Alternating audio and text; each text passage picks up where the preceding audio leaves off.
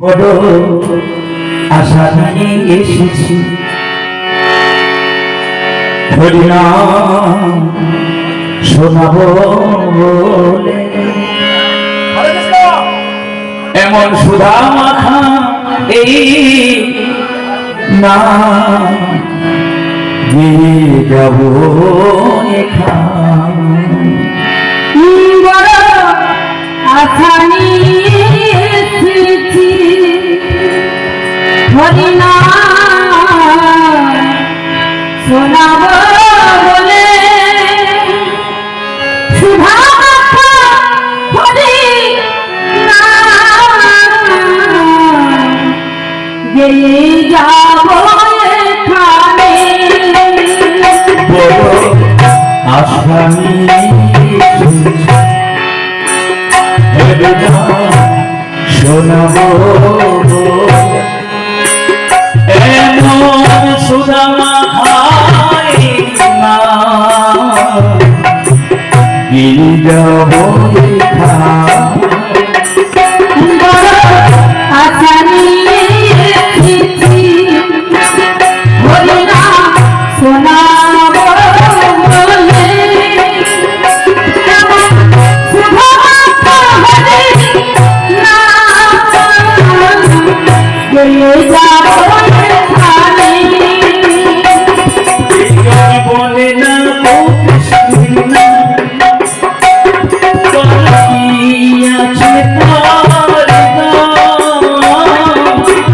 বলে না তো কৃষ্ণের নাম বলো কি আছে কার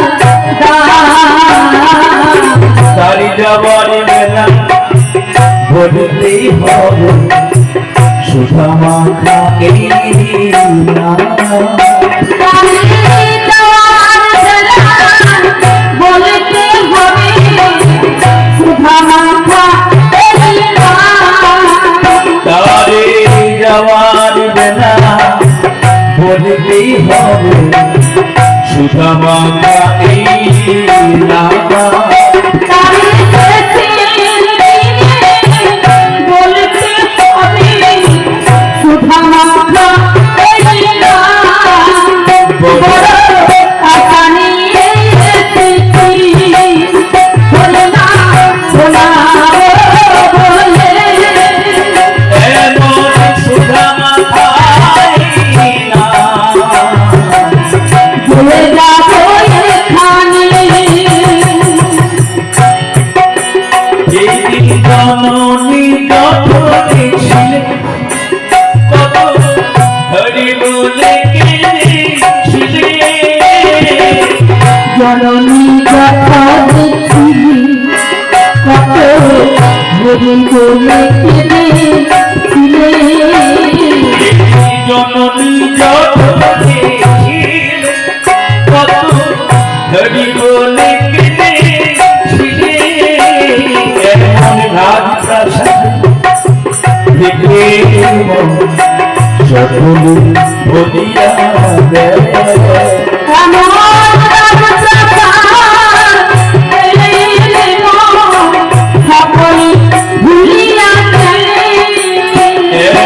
রাজপ্রাসাদ দেখে সকলে বলিয়া দেয়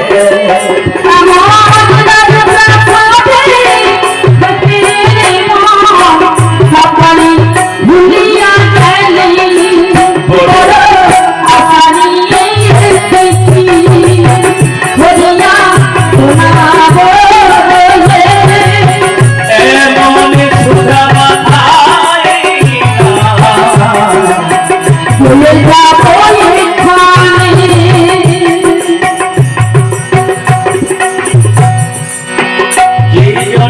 মুখে বলে হরি হরি ওটা লাগে না পারে করি মুখে বলে হরি করি ওটা লাগে না তো পারে করি তারি যাওয়ার বেলা বাঁধব বিহারি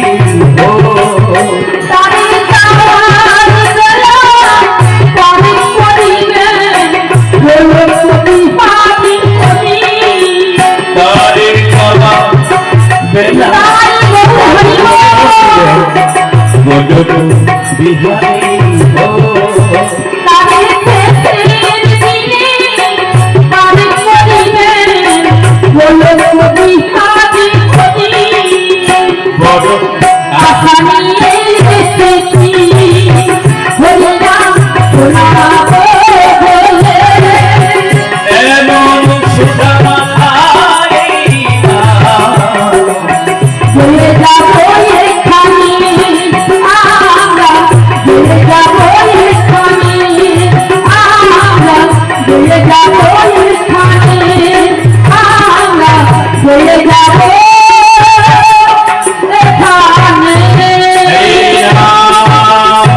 এখানে হরে রাম মুখে বলো বলো বলো নাস্তি নাস্তে গো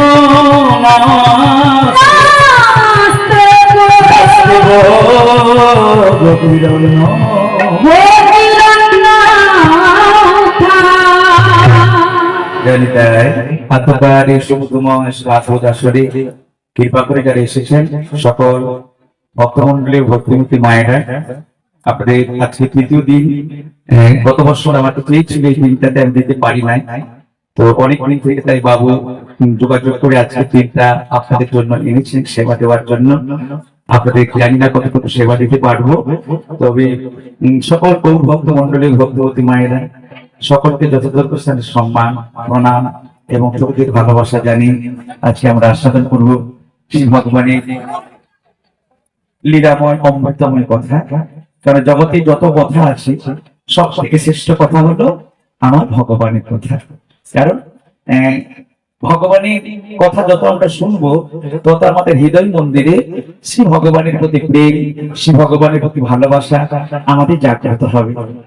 এই যে আপনারা প্রতি বছর এত টাকা পয়সা খরচ করে এই এত বড় অনুষ্ঠান করে, উদ্দেশ্য কি বলবো?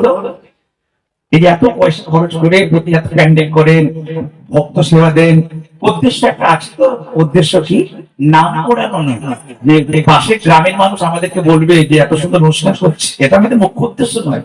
উদ্দেশ্য একটা, সেটি থাকলে অবশ্যই ভালো এবং সেটি আমাদের রাখা অবশ্যই কর্তব্য। সেইটি হলো কি, হে গোবিন্দ, হে প্রভু, মানব জন্ম লাভ করে শুধু ওই সংসারের জন্য কর্ম করে করে অন্য কর্ম করে করে আমার জীবনটাকে অতিবাহিত করে দিলাম।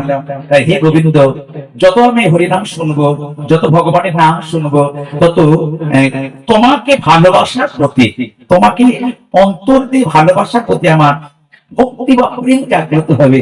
যত আমার হরিকথা বা কৃষ্ণ কথা আস্বাদন করবো।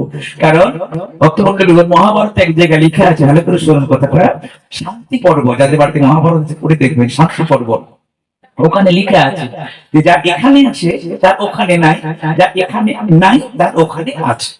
তো আমরা সাধারণ মানুষ বুঝি না মহাভারতে কি বললো কথাগুলো। তো মহাভারতে কেন কথাটা বললো যার এখানে নাই তার ওখানে আছে? অর্থাৎ যে ভক্তগণ এই জড়জগৎ সম্বন্ধে ততটা তারা নয়, যতটুকু না হলে নয় ততটুকুর জন্য তারা পরিশ্রম করে, কিন্তু আর যে সময়টা তারা পায় ওই সময়টা তারা জড়জগতের সম্পর্ক ভুলে গিয়ে তারা ওই পরপারের পথ পরিষ্কার করার জন্য তারা সচেষ্ট হয়। তাহলে ওই ব্যক্তিগুলো দেখবেন খুব একটা বড় লোক হতে পারে না। কোন ব্যক্তিগুলো? যে ব্যক্তিগুলো ঈশ্বরকে নিয়ে, যে ব্যক্তিগুলো ভগবানকে নিয়ে, যে ব্যক্তিগুলো পুণ্য কর্ম নিয়ে তার জীবনটাকে অতিবাহিত করা। কিন্তু হে ভক্তমন্ডলীগণ, শাস্ত্র বললো, মহাভারত বললো, যা এখানে নাই তার কিন্তু ওখানে আছে। ওখানে মানে সবাই ভাই আপনাকে আমাকে এই জগৎ ছেড়ে যেতে হবে তো নাকি? সত্য করে আমি যতই ঔষধ খাই, আমি যতই ভেলোরে যাই, আমি যতই ব্যায়াম করি, আমি যতই কিনাতারায় থাকি না কেন, একদিন আমাকে এখান থেকে চলে যেতে হবে। আর যখন আমি এখান থেকে চলে যাব তখন এখানে যে আমার খুব প্রভাব ছিল, আমি বড় নেতা, আমি বড় মন্ত্রী, আমি বড় লোক, আমার অনেক নাম ডাক আছে, এই ভক্তগণ ওইখানে কিন্তু এই পরিচয় চলে না। ওখানে একটাই আমাদের পরিচয়, আপনি আমি যে জীবনে যে কর্মগুলো করে গেলাম, পাপ অথবা পুণ্য, ন্যায় অথবা অন্যায়, সত্য অথবা মিথ্যে, আপনি আমি আমরা যে কর্মগুলো করে গেলাম ওই কর্মের উপর নির্ভর করে অনাদিরাদি গোবিন্দ ভগবান আপনাকে আমাকে সেই জায়গা উনি কিন্তু দেবেন। ওখানে গিয়ে আমি যদি বলি ভালোটা দাও, মন্দটা আমাকে দিও না, বলছে হ্যাঁ গো ভালোটা যে দেবো, ভালোটা পাওয়ার মতো তুমি কি কর্ম করেছো? আমার নাম বিধাতা, আমার নাম ভগবান, আমি সকলের কর্ম দর্শন করে তাকে আমি সেই সেই জায়গায় ক্ষেপণ করি। আমার কাছে ঘুষ চলে না, আমার কাছে 2 নম্বরই চলে না। কথা বলে বোঝা যাচ্ছে আপনার? কার কাছে? আমার কাছে মানে ঈশ্বরের কাছে। আমার কাছে মানে এই যে আমরা ভাগ্য সংসার রয়েছে, এই যে ভগবানের কাছে। ভগবানের কাছে কোনো 2 নম্বরই চলে না, ঘুষ চলে না। ওখানে কোনো পেছন দিয়ে পয়সা দিয়ে দেবো আর উনি আমারটাকে মিথ্যাটাকে সত্য করে দেবে, ভগবানের কাছে ওটা চলে না মানুষ। তাই ওই যে যা এখানে আছে তা ওখানে নাই, অর্থাৎ আর যা এখানে নাই তার ওখানে আছে, অর্থাৎ ওই ব্যক্তি যারা হতে পারে তাদের যেদিন প্রাণবায়ু শরীর থেকে বেরিয়ে যায়, সেই দিন ওই প্রাণবায়ুকে অন্য কেউ নিয়ে যায় না। ওই প্রাণবায়ুকে নিয়ে যাওয়ার জন্য স্বয়ং আসে কে? ওই যে গরুর পক্ষী, যে গরুর পক্ষ পাখনা নাড়তে নাড়তে আসে, আর ওই আত্মাটাকে নিয়ে গিয়ে কোথায় যায়? ভগবানের লোকে, স্বর্গলোক বা আরো অনেকের উপরের লোক। ওই লোকটার নাম হলো গোলক বৃন্দাবন। তবে যায় ততপরি গোলক বৃন্দাবন কৃষ্ণচরণ কল্প বৃক্ষে পরে আর হন। তাই আমাদের যদি আশা থাকে যে ওইখানে যাবো, আচ্ছা এখানকার বিজ্ঞানের ছাত্র একটু বলে দিয়ে যায়, এবার জগতে 2টো শক্তি আছে, একটার নাম অভিকর্ষ আর একটার নাম মহাকর্ষ। কোনো কিছু উপর থেকে ফেলে দিলে দেখুন নিচের দিকে নেমে যায়, ঠিক বলছি তো? কোনো কিছু উপরের দিকে ফেলে দিলে দেখুন নিচের দিকে নেমে যায়। কিন্তু এই বিশ্বে এমন একটা জায়গা আছে, ওই ওই বস্তুটাকে উপরের থেকে ফেলে দিলে সে আর নিচের দিকে নামে না, সে হেঁচে থাকে। তাই দুটো শক্তি কাজ করে, একটা নাম নিচের দিকে টেনে আনে মাধ্যাকর্ষণ শক্তি।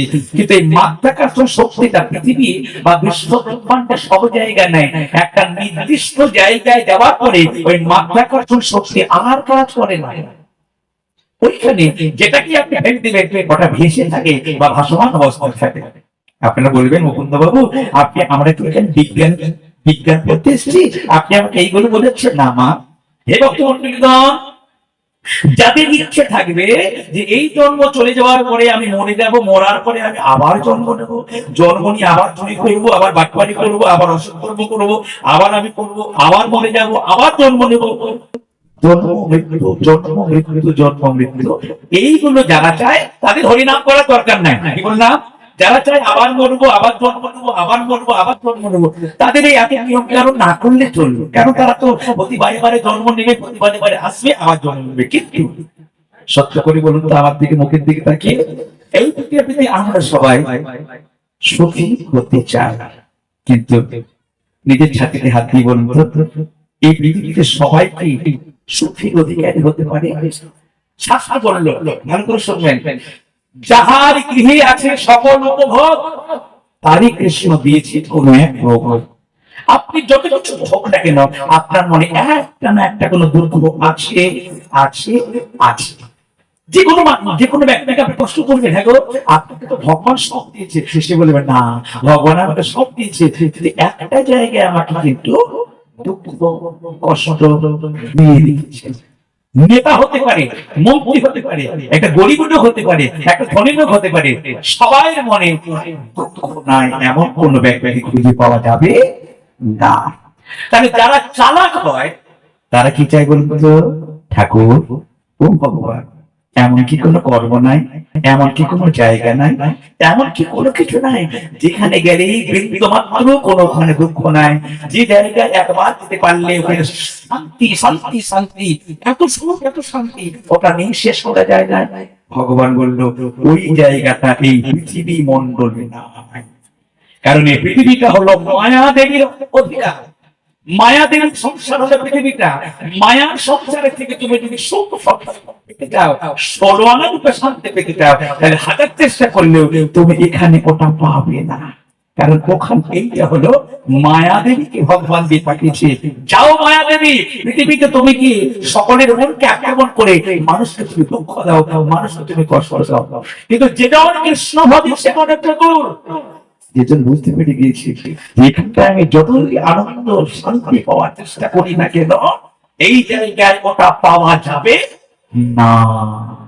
তাই তারা কি করে, তাড়াতাড়ি তারা এই পথটাকে নতুন একটা পথ ধরে, পথটার নাম প্রতি যুগে যুগে যে সত্য ত্রেতা দাপট কলি ভগবান তিনি আপনার আমার মতো মনুষ্য রূপ ধারণ করে দেখিয়ে দিয়ে গেল, দেখো মানব সর্বধর্মান পরিত্যাজ্য মামেকং স্মরণং ব্রজ।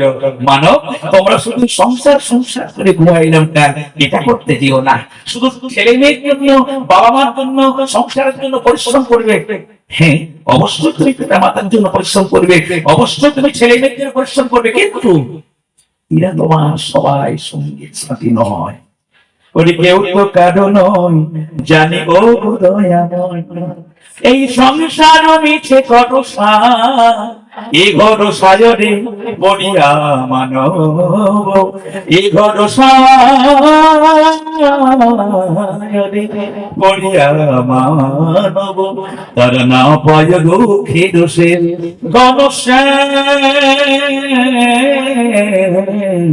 তার না পায় দুঃখে দোষে।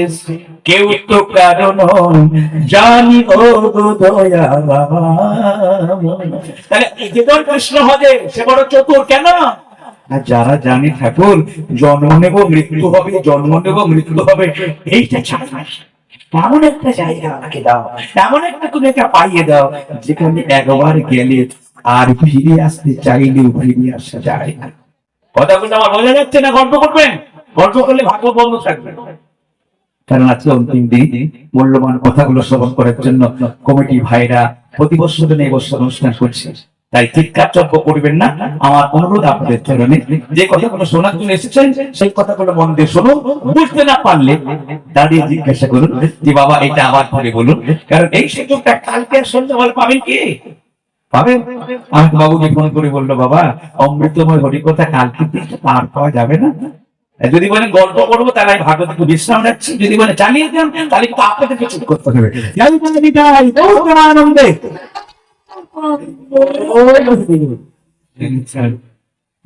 কত সুন্দর শান্ত পরিবেশ, এই পরিবেশে আসুন না আমরা সবাই ভক্ত হতে পারলে আমরা সব গোবিন্দের কাছে মনের মধ্যে হতে পারবো। যদি সত্যিকারে ভক্ত হতে পারি ভগবানের মনের মধ্যে আমরা হতে পারবো। চিন্তা করুন তো, যে ভগবান এত বড় বিশ্ব ব্রহ্মাণ্ডকে চালাচ্ছেন, সেই ভগবানের যদি আমি আপনজন হতে পারি আমার আর কি আর কোনো দুঃখ থাকবে? যে ভগবান এত বড় বিশ্ব ব্রহ্মাণ্ডকে চালাচ্ছেন তার উপরে আর কেউ মনে হতে পারে না। কত দেবী কত দেবতা সবাই চেয়েছেন ভগবানের জায়গাটা নেওয়ার জন্য, কিন্তু কেউ ভগবানের জায়গাটা নিতে পারেনি। ভগবান এক এবং অদ্বিতীয়, ভগবান দ্বিতীয় জন হয় না। তাই আমাদের সকলের করণীয় কর্তব্য আমরা যেন ওই ভগবানের আপন পেতে পারি। আর একবার যদি ভগবানের আপন হয়ে যেতে পারি, এইবারে আমার যাবতীয় দায়িত্ব আর আমার ঘরে থাকবে না, আমার সব দায়িত্ব কে নেবে? কে নেবে? বিশ্বহর্তা যিনি, অনাদিরাদি গোবিন্দ যিনি। তাই আমাদের সকলের করণীয় কর্তব্য যে যেমন কৃষ্ণ ভজে সে বড় চতুর। তাই ওই যে হে দয়াময় এমন একটা জায়গা দাও, হে দয়াময় তুমি এমন একটা জায়গা তোমাকে পাইয়ে দাও যেখানে একবার চলে যেতে পারলে আর ফিরে আসা যায় না। আমি ফিরে আসতে চাইলেও ওখান থেকে তিনি আমাকে ফিরে আসতে যাবেন না। সেইটি হলো শ্রী ভগবানের চরণ যুগল দুটি। যত দুঃখ দাও প্রভু, যত ব্যথা দাও ওগো, যত দুঃখ দাও তুমি, যত ব্যথা দাও সহিবার মত দাও সকলতি ওগো, সহিবার মত দাও সকলতি। আমায় চরণ ছাড়া করো না গো, আমায় চরণ ছাড়া করো না গো, আমি তোমার চরণ ভরসা করি। তুমি ছাড়া আমার আর আপনজন কেউ নাই। আমি যেন তোমায় ভালোবাসতে পারি, আমি যেন তোমার কোনো চোখের জল ফেলতে পারি, আমি যেন তোমাকে একটা মালা দিতে পারি, আমি যেন তোমাকে সুন্দর করে সেবা দিতে পারি। তুমি আমাকে এই আশীর্বাদ করো। এইটা যদি কোনো ব্যক্তি একবার পরে চিন্তা করতে পেরে যায় জনিতাই, তার কিন্তু এবার যমদূত এবার আপনাকে থেকে ভয় করবে। আপনাকে নরকে যাওয়ার কোনো ভয় নাই, সবাই নরকে যাবে, কিন্তু আপনি যদি ভাগবত সিদ্ধান্ত অনুযায়ী, গীতার সিদ্ধান্ত অনুযায়ী একবার আপনার জীবনকে একটু ঘুরিয়ে দিতে পারেন। সবাই জানেন কাম, ক্রোধ, লোভ। কথা শুনুন, কি বলে বাবা ঠাকুর আপনারা বলে দিয়েছিলেন ভগবান ভক্ত হব, তো ভক্ত হব কি করে? এই যে দেহের মধ্যে কাম, ক্রোধ, লোভ, মোহ, এগুলো তো দেহের মধ্যে আছে।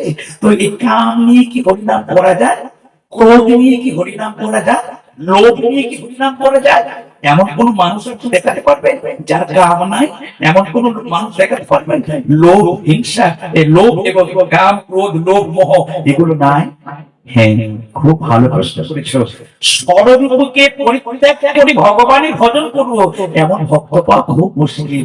নরোত্তম ঠাকুর সবাই জানেন, উনি এই প্রশ্নের উত্তরটা সুন্দর করে দিয়ে দিল। মানবগণ, ভগবানের ভক্ত হতে গেলে অবশ্যই তোমার মধ্যে কাম থাকবে, কিন্তু কামটার মুখমণ্ডল ঘুরিয়ে দিতে হবে। এতদিন তোমার কামনা বাসনা ছিল ওই দিকে, কোন দিকে? ওই দিকে জুয়া খেলা, বেশ্যালয়, তাস খেলা, ওইগুলি ছিল।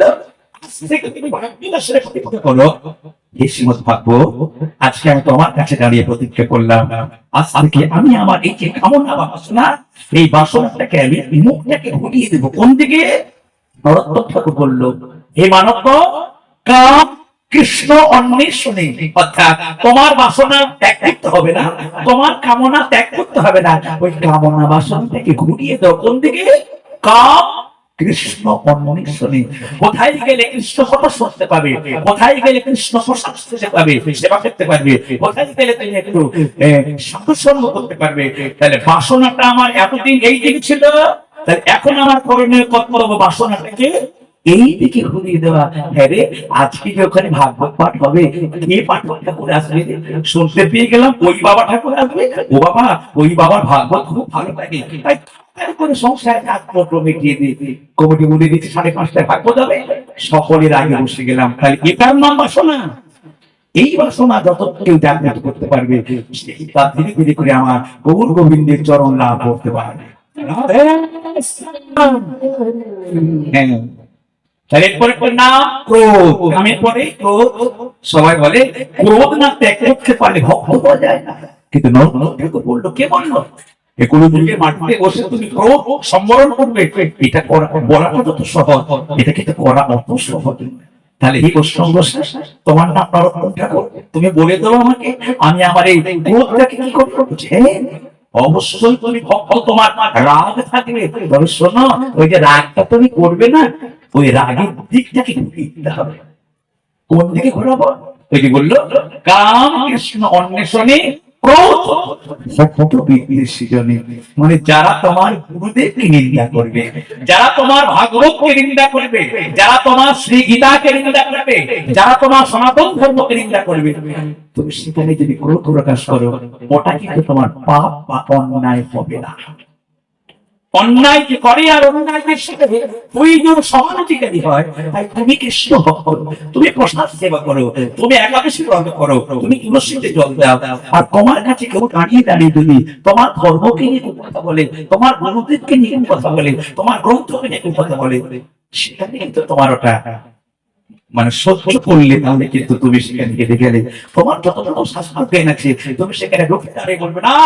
জানো কি, পৃথিবীর মধ্যে যতগুলো ধর্ম আছে, সব থেকে শ্রেষ্ঠ ধর্ম হলো আমাদের হিন্দু সনাতন ধর্ম। বলো হিন্দু সনাতন ধর্ম কি? হিন্দু সনাতন ধর্ম কি? হিন্দু সনাতন ধর্ম কি?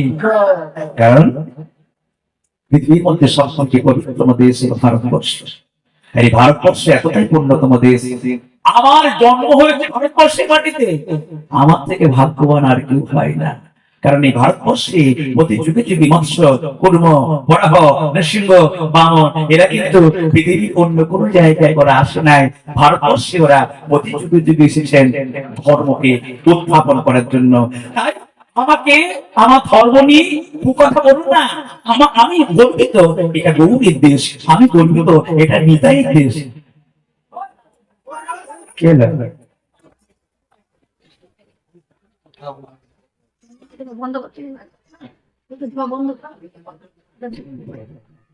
কথা বলে ভালো লাগছে? ভালো লাগছে, ঠিক আছে।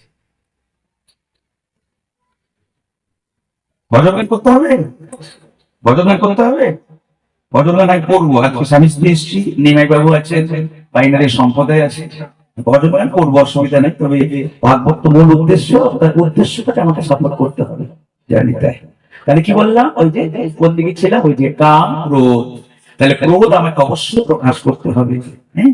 তাহলে যারা আমার ওই ঈশ্বরকে, যারা আমার ধর্মকে, যারা আমার হরিনামকে, যারা আমার ভোল করতালকে, যারা আমার গোলার মালাকে যারা নিন্দা করবে, সেখানে আমাকে দাঁড়িয়ে আমাকে প্রতিবাদ করতে হবে যে না বাবা, তোমরা জানো না হরিনামের কি ক্ষমতা, তোমরা জানো না একাদশী পালন আমি করি, এর জন্য আমি কত তৃপ্তি পাই, এটা তোমরা জানো না। যেদিন তোমরা একাদশী করবে, যেদিন তোমরা ধর্মকে মানবে, সেদিন তোমরা তৃপ্তিটা নিজে জানতে পারবে, সেদিন তুমিও আমার মতো ভগবানের নাম গুণগান করবে। তুমি জানো না, তাই তুমি চা দোকানে বসে তুমি পরচর্চা করছো, যারা হরি নাম করে, যারা এইগুলো করে, তাকে নিয়ে পরচর্চা করছো। কিন্তু যেদিন তোমাকে ঈশ্বর কৃপা করে আমার মতো মনটা তোমাকে দিয়ে দিলে, সেদিন তুমি চোখে চোখে হাগুন হাগুন করে কাঁদবে এবং ভগবান বলবে ঠাকুর আরো কিছুদিন আগে যদি আমি তত্ত্বগুলো জানতে পারতাম, তাহলে আরো আগে থেকে আমি তোমার চরণ ভজন করতাম। তাহলে ক্রোধ হয়ে গেল, কাম ক্রোধ, এবার লোভ। নরোত্তম ঠাকুর বললো লোভ কোথায় করবো? সবাই বলে লোভে পাপ, পাপে মৃত্যু, কিন্তু না। নরোত্তম ঠাকুর বললো না, এটা আমার যেন কেমন কেমন লাগছে, লোভ তাহলে কোথায় করবো? লোভ অবশ্যই ভক্তের থাকা কর্তব্য, তবে অন্যদিকে লোভ না করে এই দিকে লোভ করো। কোন দিকে লোভ করো? বলে লোভ করো সাধু সঙ্গে, কাম কৃষ্ণ অন্বেষণে, ক্রোধ ভক্ত বিদ্বেষী, লোভ সাধু সঙ্গে। সাধু সঙ্গে যাওয়ার কথা যখন তোমার আসলে, সাধু সঙ্গ যেখানে যাওয়ার কথা তোমার হবে, সেখানে তুমি ওইখানটার প্রতি লোভ করো। কখন আমি ওখানে কি বসবো, কখন একটু ভগবানের নাম শুনবো, কখন আমার দুটো গান ধরে আমি আমার গৌর গোবিন্দের কথা শুনে আমি আমার হৃদয় মন্দির তৃপ্ত করবো, এইটা থেকে তোমার লোভ করো। এই লোভ যদি তুমি করো, তাহলে কি তোমার পাপ হবে না। ওই দিকে লোভ করলে পাপ হবে, কিন্তু সাধু সঙ্গে লোভ করলে, হ্যাঁ হরি নামে লোভ করলে তোমার কিন্তু ওতে পাপ হবে না, ওতে তোমার বরং মঙ্গল হইয়া থাকিবে। হে ভক্তমন্ডলীগণ, তাহলে ভক্ত হতে গেলে আপনাকে আমাকে কেমন করে করতে হয়, দেখুন কত সুন্দর মহাজনগণ তাদের পদ পদাবলীর মধ্য দিয়ে আমাদেরকে শিক্ষাগুলো দিয়ে গেছে। তাহলে চলুন আমাদের কথার দিকে ফিরে যাই। মহাভারতের কথাগুলো তাহলে মিথ্যে না সত্য? যা এখানে নাই তার ওখানে আছে, আর যার এখানে আছে তার ওখানে নাই। মানে এখানে যার অনেক কিছু আছে, কিন্তু সেখানে তার কিছু। বিশ্বকবি রবীন্দ্রনাথ ঠাকুর একটা গানের দ্বারা বলে গেল, সবাই জানে গানটা, আমার হাতে দুটি ধরে নিয়ে চলো সখা, আমি তো জানি না আমি তোমার উপর করি নির্ভর, আমি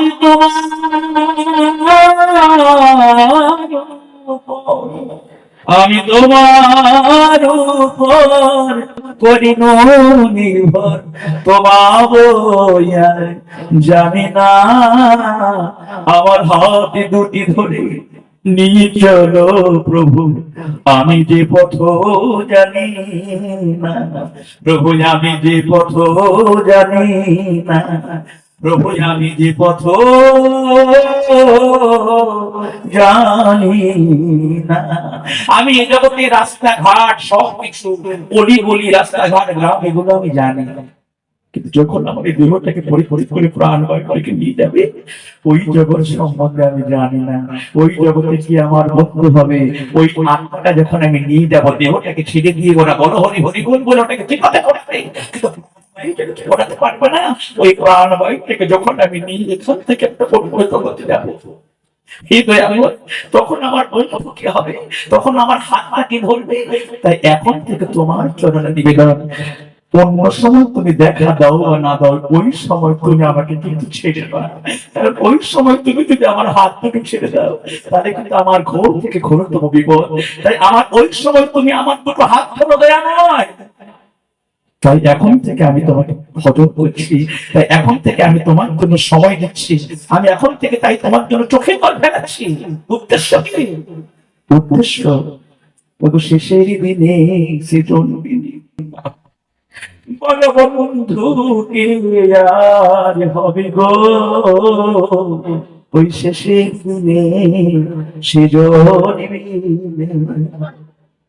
কেহ বাগায় ছাড়ে দিবাস, কেহ বাগায় দরিদ্র চারিদোনাতে সঙ্গে করে ওগো চার জনাতে সঙ্গে করে বলিবে হরি হরি গো প্রভু শেষের দিনে তো বিবিনে বলো বন্ধু গিয়া হবে গো শেষের দিনে তুমি আমার কাছে দেখা দাও। এখন তোমাকে দেখা দিতে আমি চাপ দেবো না, এখন তুমি অন্য ভক্তকে দেখা দাও। তো আমার নিবেদন তোমার কাছে, যখন আমার দেহিক ক্ষমতা আর থাকবে না, যখন আমার রক্তের ক্ষমতা আর থাকবে না, যখন আমার পকেটের পয়সা আর থাকবে না, যখন আমি আর সংসারের জন্য কর্ম করতে পারবো না, যখন আমি পায়খানা প্রস্রাব করে আমি শুয়ে থাকবো, সেই বৌমারা সবাই থাকবে মনে মনে, হ্যাঁ গো আর কতদিন তোমার এই পায়খানা প্রস্রাব করে পরিষ্কার করবো। এবার তোমার পর তুমি দেখো, এবার আমাদেরকে শান্তি দাও। যখন সবাই আমাকে মনে মনে ত্যাগ করবে, সেদিন কিন্তু আমার বলতে আপন জগতে আর কেউ থাকবে না। সেদিন আমার বলতে আপন হলো হে গোবিন্দ তোমার দুটো ছোট। আমি এখন থেকে তোমার কাছে এই নিবেদন করে রাখি, এখন তোমাকে আমার কাছে আসতে হবে না। কোন সময় হয়ে যাবার যাবার বেলা তুমি আমার কাছে এসে তোমার ওই দর্শন দিয়ে তোমার ওই দুটো হাত আমাকে বাড়াবে, আর তোমার দুটো হাতে আমি তোমাকে বন্ধ করে আমি চলে যাব ওই বজানা জগতে। গানে আছে না, ওকে যাবার বেলায় একটি কথা শুধুই বলে যাই, জনমে জনমে এই হরি নাম আমি যেন গাই। যাবার বেলায় একটি কথা, এটাই হলো আমাদের প্রত্যেকটি ভক্তের মুখ্য উদ্দেশ্য। গীতার বাণী, গীতা পাঠ করে নিশ্চয় জানেন,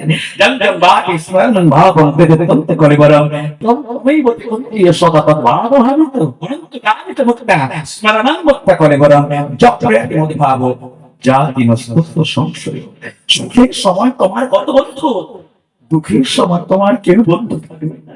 তোমার যখন নদীতে, তোমার যখন এই দেহে জোয়ার আসবে না, তখন কতজন তোমার বন্ধু, কিন্তু যখন এই জোয়ারটার পরে ভাটা আসবে, এই ভাটার সময় সবাই তোমাকে ত্যাগ করে চলে যাবে। ভাটার সময় আমার কাছে তুমি আমার মতো অধমকে নিয়ে গিয়ে তোমার ওই স্থানে ঠাই দিই। তুমি আমাকে শান্তি দাও, তুমি আমাকে প্রেম দাও, তুমি আমাকে উদারতা দাও। এই উদ্দেশ্যকে সফল করার জন্য আমি প্রতি বছর ভাগবত শুনতে আসি। এই উদ্দেশ্য সফল করার জন্য আমার যত কষ্ট হয় কষ্ট হবে, আমি কিন্তু ব্রতগুলো চালিয়ে যাই, তাই না? অনেক কষ্ট করে যে একটা কথা করলে হয় না, সব একাদশী করার কি দরকার না। যদি কোটি কৃপা একদিনে তাকে তো থেকে পাওয়া যাবে না, কত জন্ম জন্ম তাকে ডাকতে হয়, কত যোগী, কত ঋষি, কত তপস্বী তারা দেখিয়ে দিয়েছে যে দেখো ঈশ্বর ছাড়া গতি নাই, আর ঈশ্বরের কৃপা পেতে গেলে কত অল্প সময় দিলে চলবে না। তার জন্য সময় দাও, তার জন্য পরিশ্রম করো, তার জন্য চোখের জল ফেলাও। আর এটা যেহেতু তো করতে পারি, যত এগোবি তত জানি তাই, যত এগোবে তত না। তাই প্রথম সাধনে যেন আমরা ধীরে ধীরে করে এগিয়ে যেতে পারি, এই উদ্দেশ্য যেন আমরা সফল করে আজকে ভাগবত আমরা সবাই একটু পরিণাম সহকারে আমরা এই প্রতিজ্ঞা করব, নিতাই গৌর প্রেমানন্দে আজকে ভাগবত এই প্রতিজ্ঞা করলাম, আমি আজ থেকে ভক্ত হব, অভক্ত হব না। কারণ অভক্ত হলে খুব দিন আছে, ভক্ত হলে গোবিন্দ চরণ পাবো। এবার তোমার ব্যক্তিগত ব্যাপার, তুমি ভক্ত হবে না অভক্ত হবে, গলায় মালা রাখবে কি গলায় মালা রাখবে না। মনে রাখবে জোর করে কাউকে ভক্ত করা যায় না। যত ভাগবত শুনবে, শুনতে শুনতে শুনতে শুনতে হৃদয় মন্দির পরিষ্কার হয়। এই জন্য নববিধ ভক্তির মধ্যে প্রথমটার নাম কি সবাই জানেন? শ্রবণ কীর্তন স্মরণ বন্দন পাদ সেবন দাসরে ভোজন সখী গণ আত্মনিবেদন গোবিন্দ দাস অভিলাষরে। ভক্তি জগতে আসতে গেলে আপনাকে আমাকে সব রকম করতে হবে, কিন্তু কর্ণ ভরে যত বেশি পারো গোবিন্দের কথা শোনো, যত বেশি করে ভগবানের কথা শোনো, যত শুনবে তুমি তত কি হবে, হৃদয় মন্দির তোমার তৈরি হবে। আর যত তুমি তৈরি হতে পারবে, তত তোমার নিয়ম কানুন সম্বন্ধে ইত্যাদি ইত্যাদি সম্বন্ধে সব জানতে পেরে যাবে। তুমি একদিন খাঁটি ভক্ত পরিণত হবে। যেটা আমরা ভজন না করি, আবার আমরা কিছু এবার ভাগবতের মধ্যে যাওয়ার চেষ্টা করি, ঠিক আছে তো? কারণ আজকে আপনি আমাদেরকে আমাকে শেষ দিয়েছেন আপনাদের মনে আনন্দ দেওয়ার জন্য। আমি অনেক কষ্ট, আমি মানে এখানে প্রোগ্রাম করার পরেই সন্তুষ্ট না, আমাকে আবার ঝাড়গ্রাম যেতে হবে। ওখানে 7 দিনের ভাগ্য সপ্তাহ চলছে, কিন্তু এখানে আগে কথা দিয়ে দিয়েছি বলে 2 দিনের জন্য একজন মাতাজিকে ওরা ঠিক করে এসেছে, উনি ভাগবত করছে। আমি প্রথম 2 দিন করে, গতকাল আমার এক জায়গায় লীলা কীর্তন ছিল, আজকে এখানে এসেছি। এখানে পরে আমি এখান থেকে আবার চলে যাব আসানসোল থেকে ঝাড়খণ্ড। তাই আপনাদের চরণ দর্শন করার জন্য প্রতি বছর আমাকে কমিটি ডেকে আনি। জানি না আমার কাছে আপনাদের কি রস হয়, তো আশীর্বাদ করবেন জন্ম জন্মান্তর যেন আপনাদের মতো পরম ভক্তের কাছে গৌর গোবিন্দের কথা বলে আমি আমার মানব জন্ম ধন্য করতে পারি।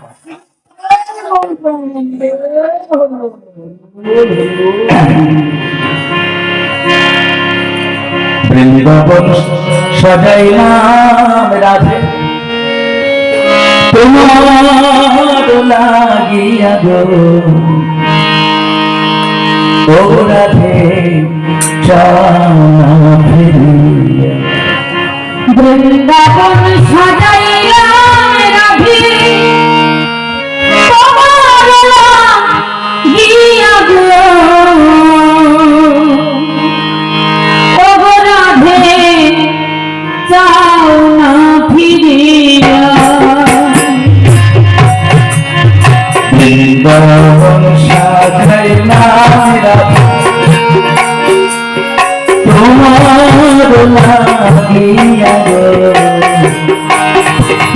ও রাধে চাওনা ফিরিয়া। বৃন্দাবন সাজাইলাম রাধে তোমার লাগিয়া গো, ও রাধে চাও না ফিরিয়া। রাধে গো,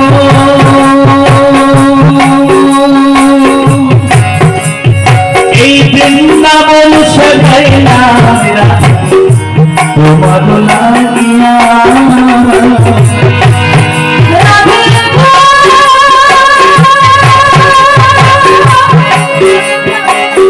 বৃন্দাবন সাজাইলাম তোমার লাগিয়া। রাধে গো, বৃন্দাবন সাজাইলাম তোমার লাগিয়া। তোমার গুণ গাইবার লাগে, গাইবার লাগি, তোমার গুণ গাইবার লাগে, গাইবার লাগি। বাঁশি হাতে লইলাম গো, ও রাধে যাও না ফিরিয়া। বৃন্দাবন সাজাইলাম রাধে তোমার লাগিয়া গো, ও রাধে যাও না ফিরিয়া। রাধে গো, তুমি হইলা আমি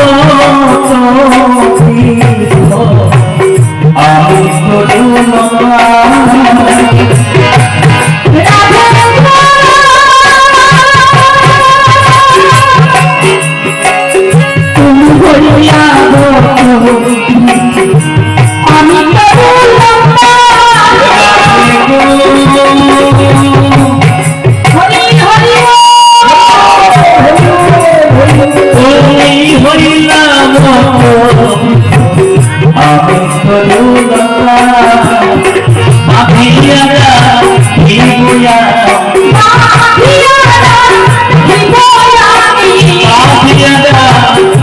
হইলা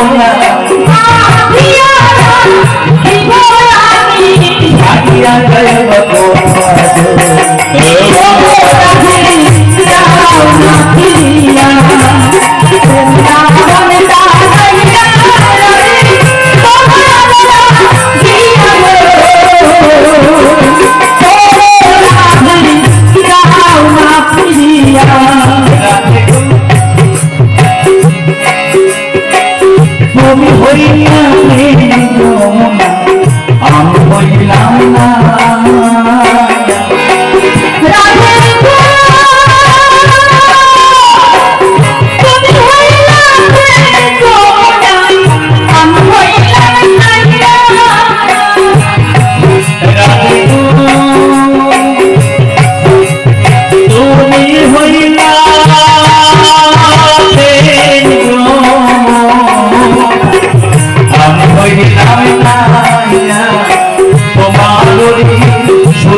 করিয়া শুধিব আমি তোমারে শুধিব শুধিব আমি নবদ্বীপে জ্বালায়া যাও না ফিরিয়া বলিয়া বনটা যাইয়া তোমার বিনা গো যাও না ফিরিয়া ও রাধে যাও না ফিরিয়া ও রাধে যাও না ফিরিয়া জয় জয় জয় গৌর প্রেমানন্দ হরি হরি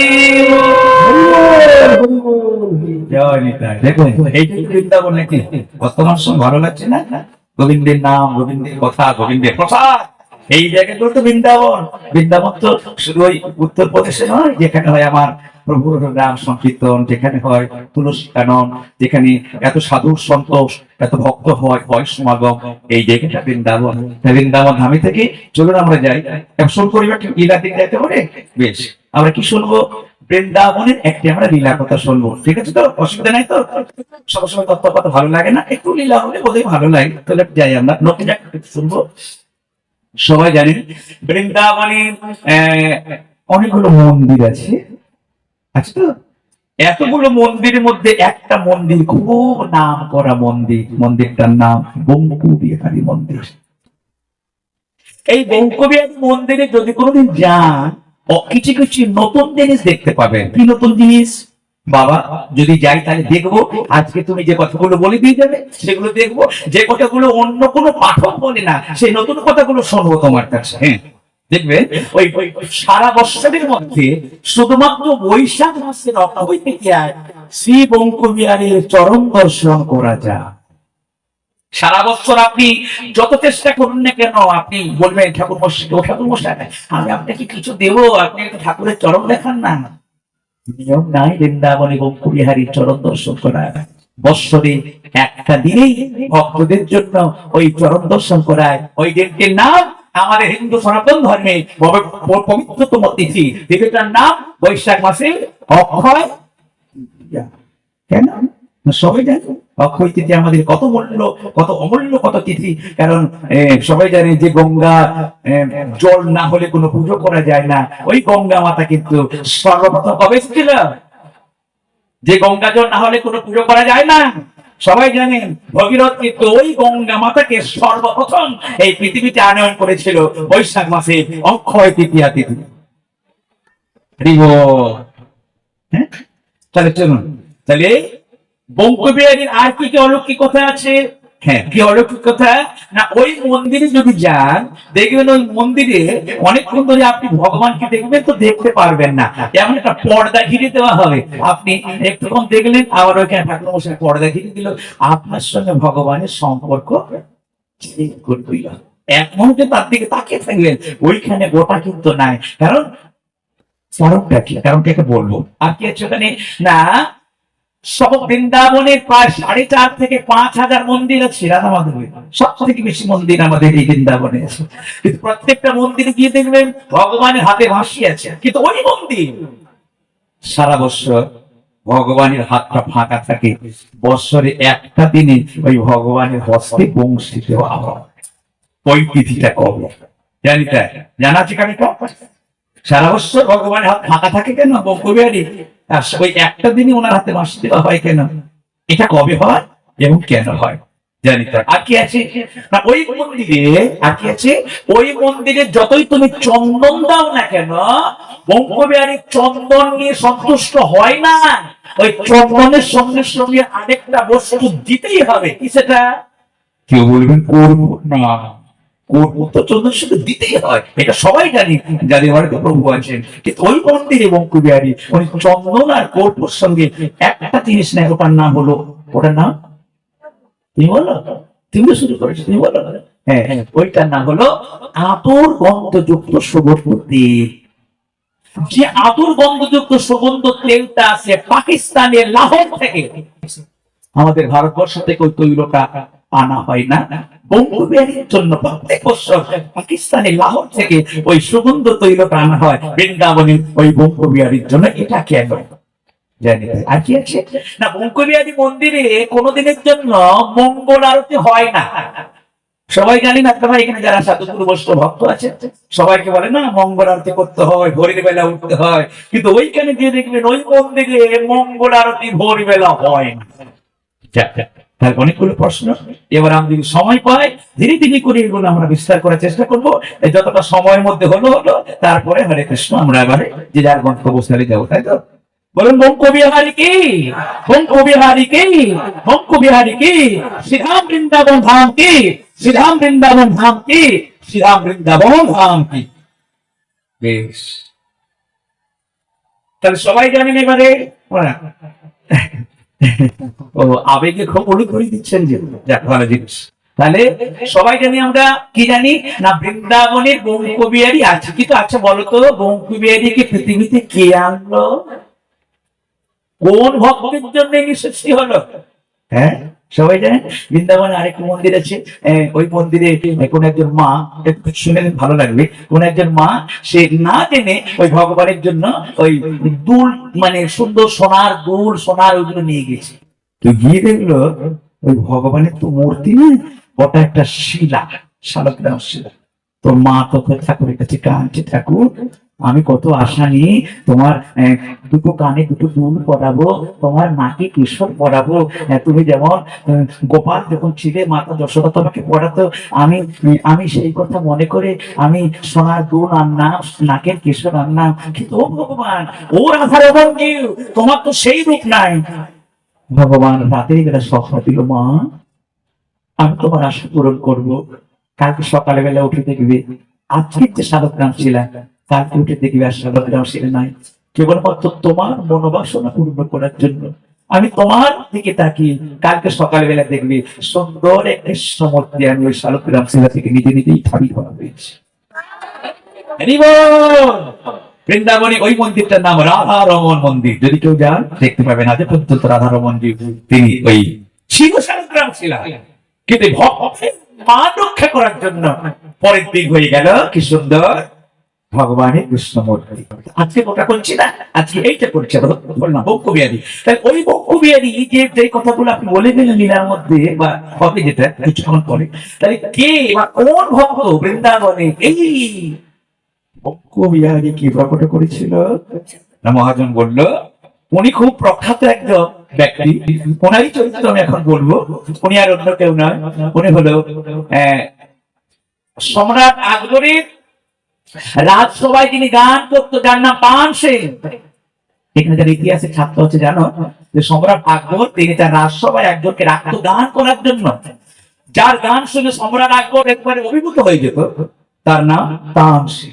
ওই তানসেন যার কাছে সঙ্গীত বিদ্যা শিখেছিল, সরস্বতী দেবী আমাদেরকে বিদ্যা দেয় নাকি বলতো? সরস্বতী দেবী পুজো করার সময় সরস্বতী দেবীর কাছে দেখবেন অনেকগুলো বই খাতা থাকে তো, কিন্তু সরস্বতী দেবীর কাছে একটা বীণা যন্ত্র থাকে। সরস্বতী দেবী এটাই বলতে চাইলো যে পৃথিবীতে যত বিদ্যা আছে সব থেকে শ্রেষ্ঠ বিদ্যাটার নাম হলো সঙ্গীত বিদ্যা। সঙ্গীত বিদ্যাকে আমি ভালোবাসি বলে আমি মা সরস্বতী আমি আমার কাছে বীণা যন্ত্র রাখি। তাই এই যে তার স্টাইলের কথা আমরা শুনলাম, যিনি কিনেছিল সম্রাট আকবরের, ওখানে উনি গান বাজনা করতো, ওই মানে তানসেন যার কাছে সঙ্গীত শিখেছিল, যার নাম হলো বৈষ্ণব জগতের শিরোমণি একজন বৈষ্ণব, যার নাম হলো স্বামী হরিদাস জি। বলো হরিদাস স্বামী কি, হরিদাস স্বামী কি, হরিদাস স্বামী কি। আজকে আমরা সেই হরিদাস স্বামীর আমরা জীবনী চরিত্র আস্বাদন করবো, ঠিক আছে? জানি তাই মনে কোনো সংশয় নাই তো, এটা করবো তো? হরি বল। তাহলে বসে থাকবে গান টান করো, কি করি, এখানে সাউন্ড খুব ভালো, ছেলেটা প্রতি বছর এখানে থাকে, ভালো খুব সাউন্ড, আমাদের খুব ভালো লাগে, কারণ আমরা যারা শিল্পী না, ভালো সাউন্ড না হলে আমরা গান করে আমরাও শান্তি পাবো না, আপনাদেরকেও শান্তি দিতে পারবো না। কারণ আমাদের বন্ধু হলো ওরা, ওরা হলো ওরাই মনে, ওরা যদি মনে করে আমাদের মান সম্মান ডুবিয়ে দিয়ে ওরা করতে পারে, আবার ওরা যদি মনে করে আমাদের মান সম্মান তুলে দেবে ওরাও করতে পারে।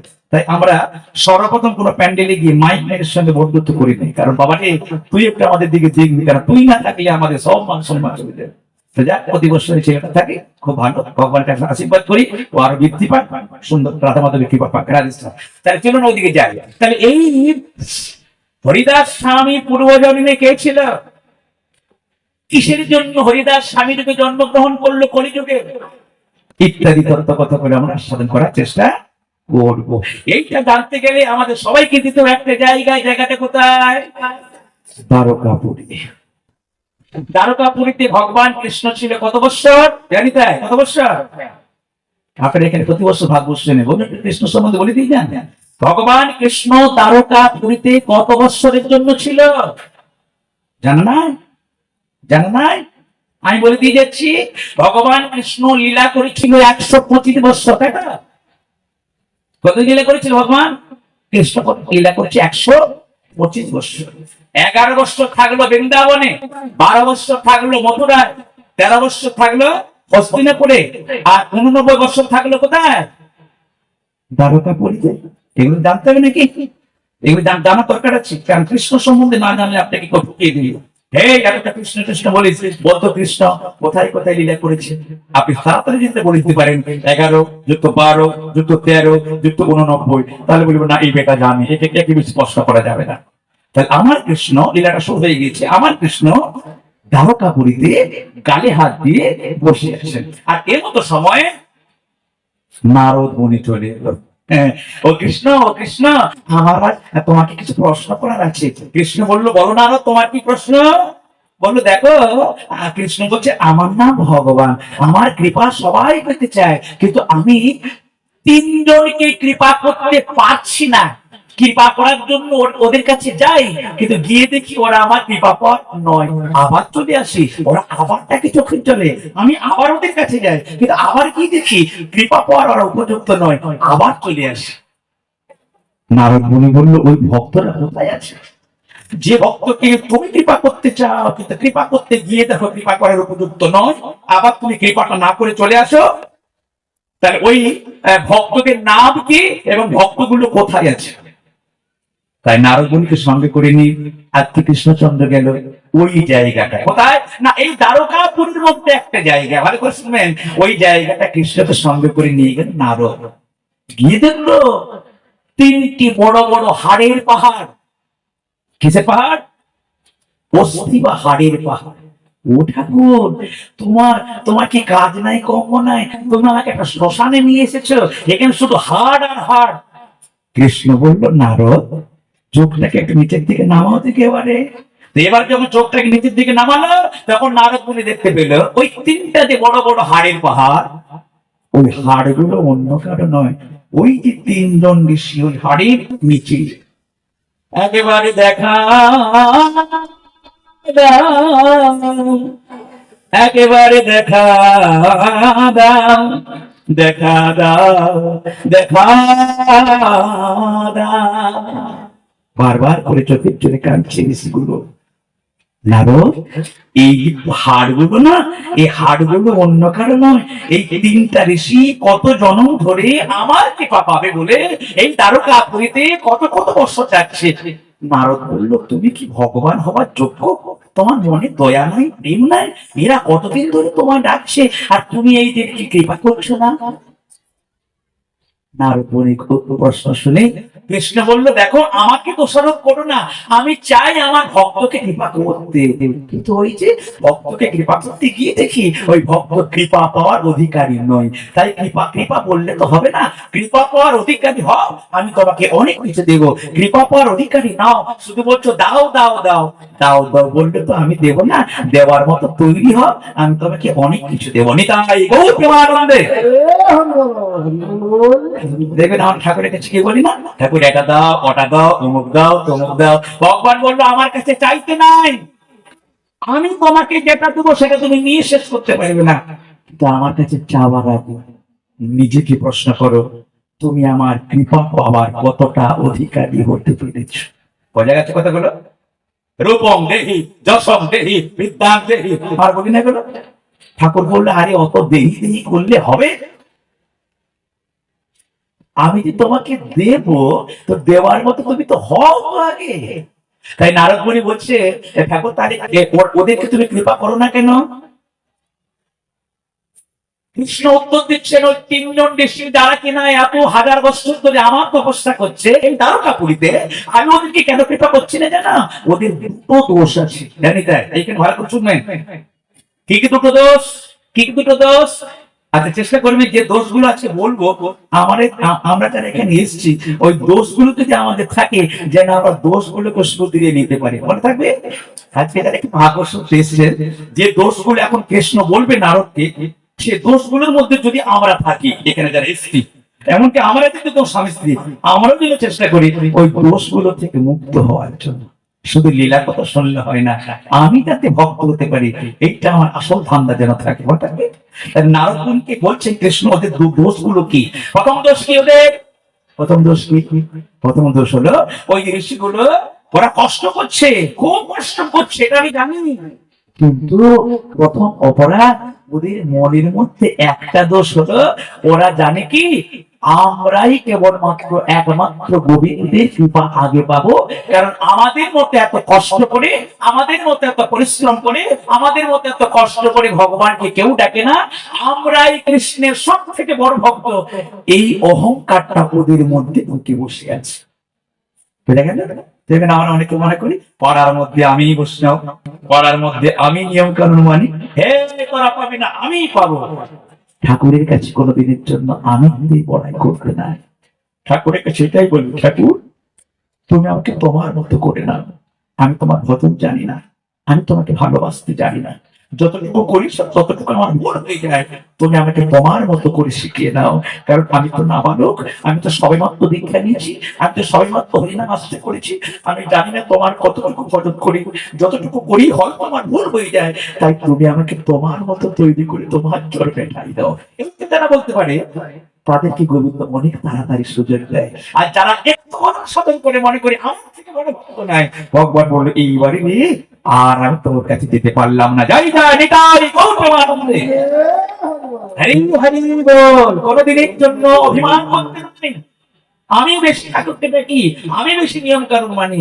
সবাই জানেন তো বৈষ্ণব চিনিতে না রে দেবরসকতি, কে যে প্রেমিত বৈষ্ণব, কে যে প্রকৃত ভক্ত, এটা কিন্তু বাহির থেকে বোঝা খুব মুশকিল ব্যাপার আছে। ওই যে গল্পটা সবাই জানে, মচিরাম দাসের ঘটনা, তাই না? কত কত কত কত জনকে সেবা দিলাম, কিন্তু ওই 6 ঘন্টা বাজলো না, শেষ পর্যন্ত যে লোকটা জুতো সেলাই করে তার সংসার চালায়, শেষ পর্যন্ত ওই লোকটাকে যখন ডেকে নিয়ে যাওয়া হলো, যাবার বেলা ওই জুতো গুলোকে, সুতো গুলোকে, সুচ গুলোকে একটা সুন্দর করে একটা পুটলি করে নিয়ে যাচ্ছে, আর ওই পঞ্চপাণ্ডব রোগ ছাড়ে কৃষ্ণের কাছে যাচ্ছে, তুমি তুমি এরকম পুটলি করে নিয়ে যাচ্ছ। আর যখন ওই কৃষ্ণের কাছে গিয়ে ওই পুটলিটা করে দিল, দেখলো কি সুন্দর এক বড় পুরীর মালা তৈরি হয়ে গিয়েছে। দেখো তোমাকে দেওয়ার মতো আমার কিছুই নাই, আজকে আমি এতদিন পরে তোমার দর্শন পেলাম, এই বনফুলের মালাটা আমি তোমার গলায় দিয়ে তোমাকে আমি প্রণাম নিবেদন করছি। পঞ্চপাণ্ডব অবাক হয়ে গেল, আরে যে লোকটা জুতোগুলোকে, সুচগুলোকে, দড়িগুলোকে পুটুল করলো, ওই পুটুলের মধ্যে এত সুন্দর মালা হয়ে গেল কি করে? এই যে কার মধ্যে যে কি ভক্তি, সেটা আগের থেকে বা বাইর থেকে বোঝা বড় মুশকিল ব্যাপার আছে। বৈষ্ণব তিনি জানারে দেবর সকতি কার মধ্যে সেই ভক্তি আছে, এটা বাবা বাহির থেকে বোঝা খুব মুশকিল। কিন্তু এই যে ঋষিগুলো যাদের গল্প শুনছি আমরা, এই ঋষিগুলো মনে মনে অহংকার করেছিল আমরা এই দ্বারকাপুরীতে কৃষ্ণচন্দ্রের আগে কৃপা পাবো। তাহলে হয়ে গেল কি প্রথম অপরাধ? ওরা হলো অহংকার পোষণ করেছিল। নারদ মুনি বলল আরেকটা অপরাধ, আরেকটা অপরাধ, আরেকটা অপরাধ কি গো? বলছে আরেকটা অপরাধ কি না, ওরা এখনো পর্যন্ত সৎ গুরু আশ্রয় গ্রহণ করতে পারে না। দীক্ষা ওরা হয়তো নিয়েছে, আমি জানি না কার কাছে দীক্ষা নিয়েছে, কিন্তু হে নারদ ওরা এখনো পর্যন্ত সৎ গুরু চরণাশ্রয় করতে পারে না। নারদ মুনি জিজ্ঞাসা করছে, কৃষ্ণ আমার একটা প্রশ্ন তোমার কাছে। কি প্রশ্ন? সৎ গুরু হতে গেলে কি হতে হয়? কথাগুলো বোঝা যাচ্ছে?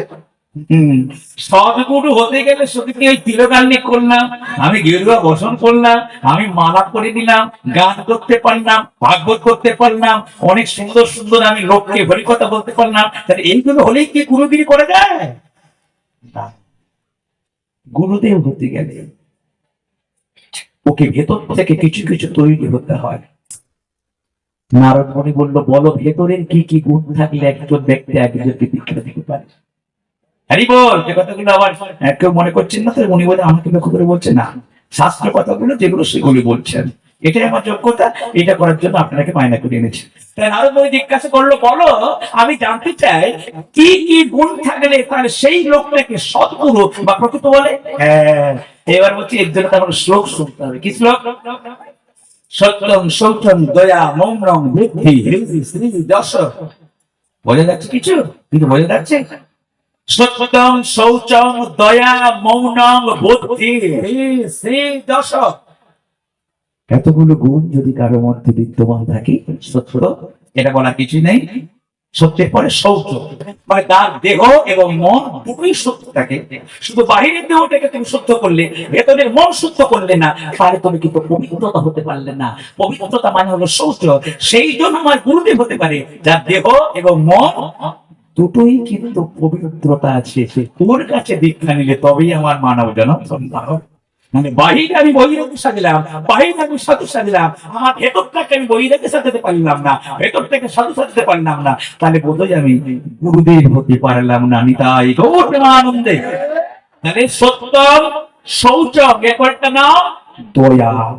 যার হৃদয় মন্দিরে দয়া থাকে, প্রেম থাকে, অন্যের দুঃখে যার চোখের জল করে, অন্যজন কষ্ট পেলেই যার নিজেকে কষ্ট লাগে, অন্যজন চোখের চলে কাঁদলে ওই লোকটা দাঁড়াতে দাঁড়াতে ও তার কাছে চোখের চলে কাঁদছে। অর্থাৎ যার মনে দয়া থাকে, যার মনে প্রেম থাকে, সেই জন ওই যোগ্যতার অধিকারী হতে পারে। সত্য, শৌচ, দয়া, মৌন, ভাঙানি করলে সময় লাগবে, লীলাটা অনেক বড়, অধিকার মধ্যে। ঠিক আছে তো? এইবারে নারদ মনে বললো, ঠাকুর আর তোমাকে দোষারোপ করবো না। আচ্ছা তাহলে নারদ বললো, তাহলে কৃষ্ণ তুমি চলো। কৃষ্ণ বললো, নারদ আমি এই তিনটা ঋষির কাছে কেন কেন আনলাম বলতো? নারদ বললো, আমি জানবো কি করে? কৃষ্ণ বললো, হ্যাঁ এক কথা সবাই জানে যে কৃষ্ণ রুষ্ট হলে গুরু রাখিবারে পারে, গুরু রুষ্ট হলে কৃষ্ণ রাখিবারে না রে। আমি পারবো না এদেরকে কৃপা করতে, এদেরকে দীক্ষা দিতে হবে। বলছি দীক্ষা কে দেবে? কৃষ্ণ বলল, দীক্ষা দেওয়ার জন্য নারদ আমি তোমাকেই মনে মনে সঁপে দিয়েছি। কারণ এই জগতে 12 বা 12 জন হলো শ্রেষ্ঠ বৈষ্ণব। ভালো করে শুনবেন এই কথাটা। এই জগতে সবাই বৈষ্ণব বৈষ্ণব বলে খুব চিৎকার করে, কিন্তু যদি জিজ্ঞাসা করে যে বলতো পৃথিবীর মধ্যে 12 জন বৈষ্ণবের নাম কি? জানি না। তো আমি তো বৈষ্ণবের নাম এই বিশ্ব ব্রহ্মাণ্ডে ভগবানও স্বীকার করেছেন এই 12 বৈষ্ণবকে। এই 12 বৈষ্ণবের মধ্যে একজন বৈষ্ণব হলো নারদ মুনি। আর 11 জনের নাম কি? কি হলো? অসুবিধা হচ্ছে?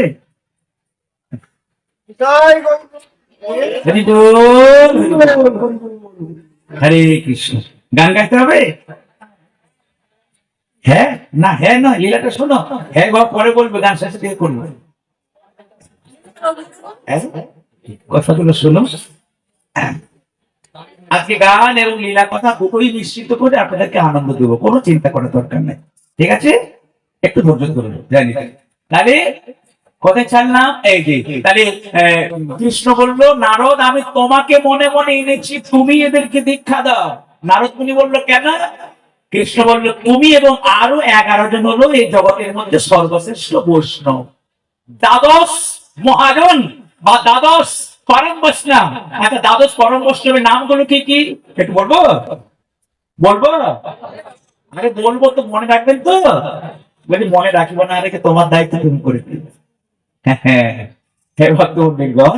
প্রহ্লাদ একজন, তার মধ্যে 12 জনের মধ্যে প্রহ্লাদ একজন। আর কে? আর কে হলো চতুষ্কুমার, অশ্বিনী কুমারদ্বয়, তারপরে জনক ঋষি। এই যে জনক ঋষি, যে জনকের নাম আপনারা জানেন, জনক ঋষি। তারপরে যে এই যে যম, এই যে যম আমাদেরকে মৃত্যুবরণ করলে ওই যে যম আমাদের শাস্তি ভোগ করান, উনি ভগবানের বড় প্রিয় একজন পরম বৈষ্ণব। ওই 12 জনের মধ্যে যম ওখানে বসে আছে। তাহলে চতুষ্কুমার, অশ্বিনী কুমারদ্বয়, তারপরে জনক ঋষি, ভক্ত প্রহ্লাদ, যম, নারদ, আর আছে কি জানো কে? যার মুখে পরীক্ষিত মহারাজ ভাগবত শুনেছিল, যার নাম হলো শুকদেব গোস্বামী। এত এত লোক ছিল, কারো মুখে পরীক্ষিত মহারাজ ভাগবত শুনে তার অন্তিম যাত্রা করে নাই। এই 12 জন বৈষ্ণবের মধ্যে সুখদেব গোস্বামী কিন্তু ওর নামটা ওখানে প্রবেশ করিয়ে দিতে পেরেছিল। যাই যাই নিতাই গৌর প্রেমানন্দে, হরি হরি বল। তাহলে তাবড় তাবড় এই বৈষ্ণব গণের মধ্যে একজন হয়ে গেল নারদ মুনি। তাই নারদ মুনি, তুমি আর দেরি করো না, এই 3 জনকে তুমি কৃপা করে একটু করে দাও। আচ্ছা, এতক্ষণ যে 3 জন অনেকবার বললাম, নামগুলো বললাম কি? নামগুলো এখনো পাই নাই। যাদের হাড় গুলো জমা হয়ে হাড়ের পাহাড় হয়েছে, এইবারে আমরা তাদের নাম জানবো। নামগুলো কি? নামগুলো হলো, আরে তো শুনবেন, গঙ্গাধর, গুরুজনা আর জপনা। গঙ্গাধর, গুরুজনা আর জপনা, এই 3 জন ঋষি এইবারে দীক্ষা নিল। প্রশ্ন তো করলেন না বাবা, কোন মন্ত্রটা দীক্ষা নিল নারদ মুনির কাছে? হ্যাঁ, নারদ মুনি ওদেরকে দীক্ষা দিল গোপাল মন্ত্রে। গোপাল মন্ত্রে দীক্ষা দিল।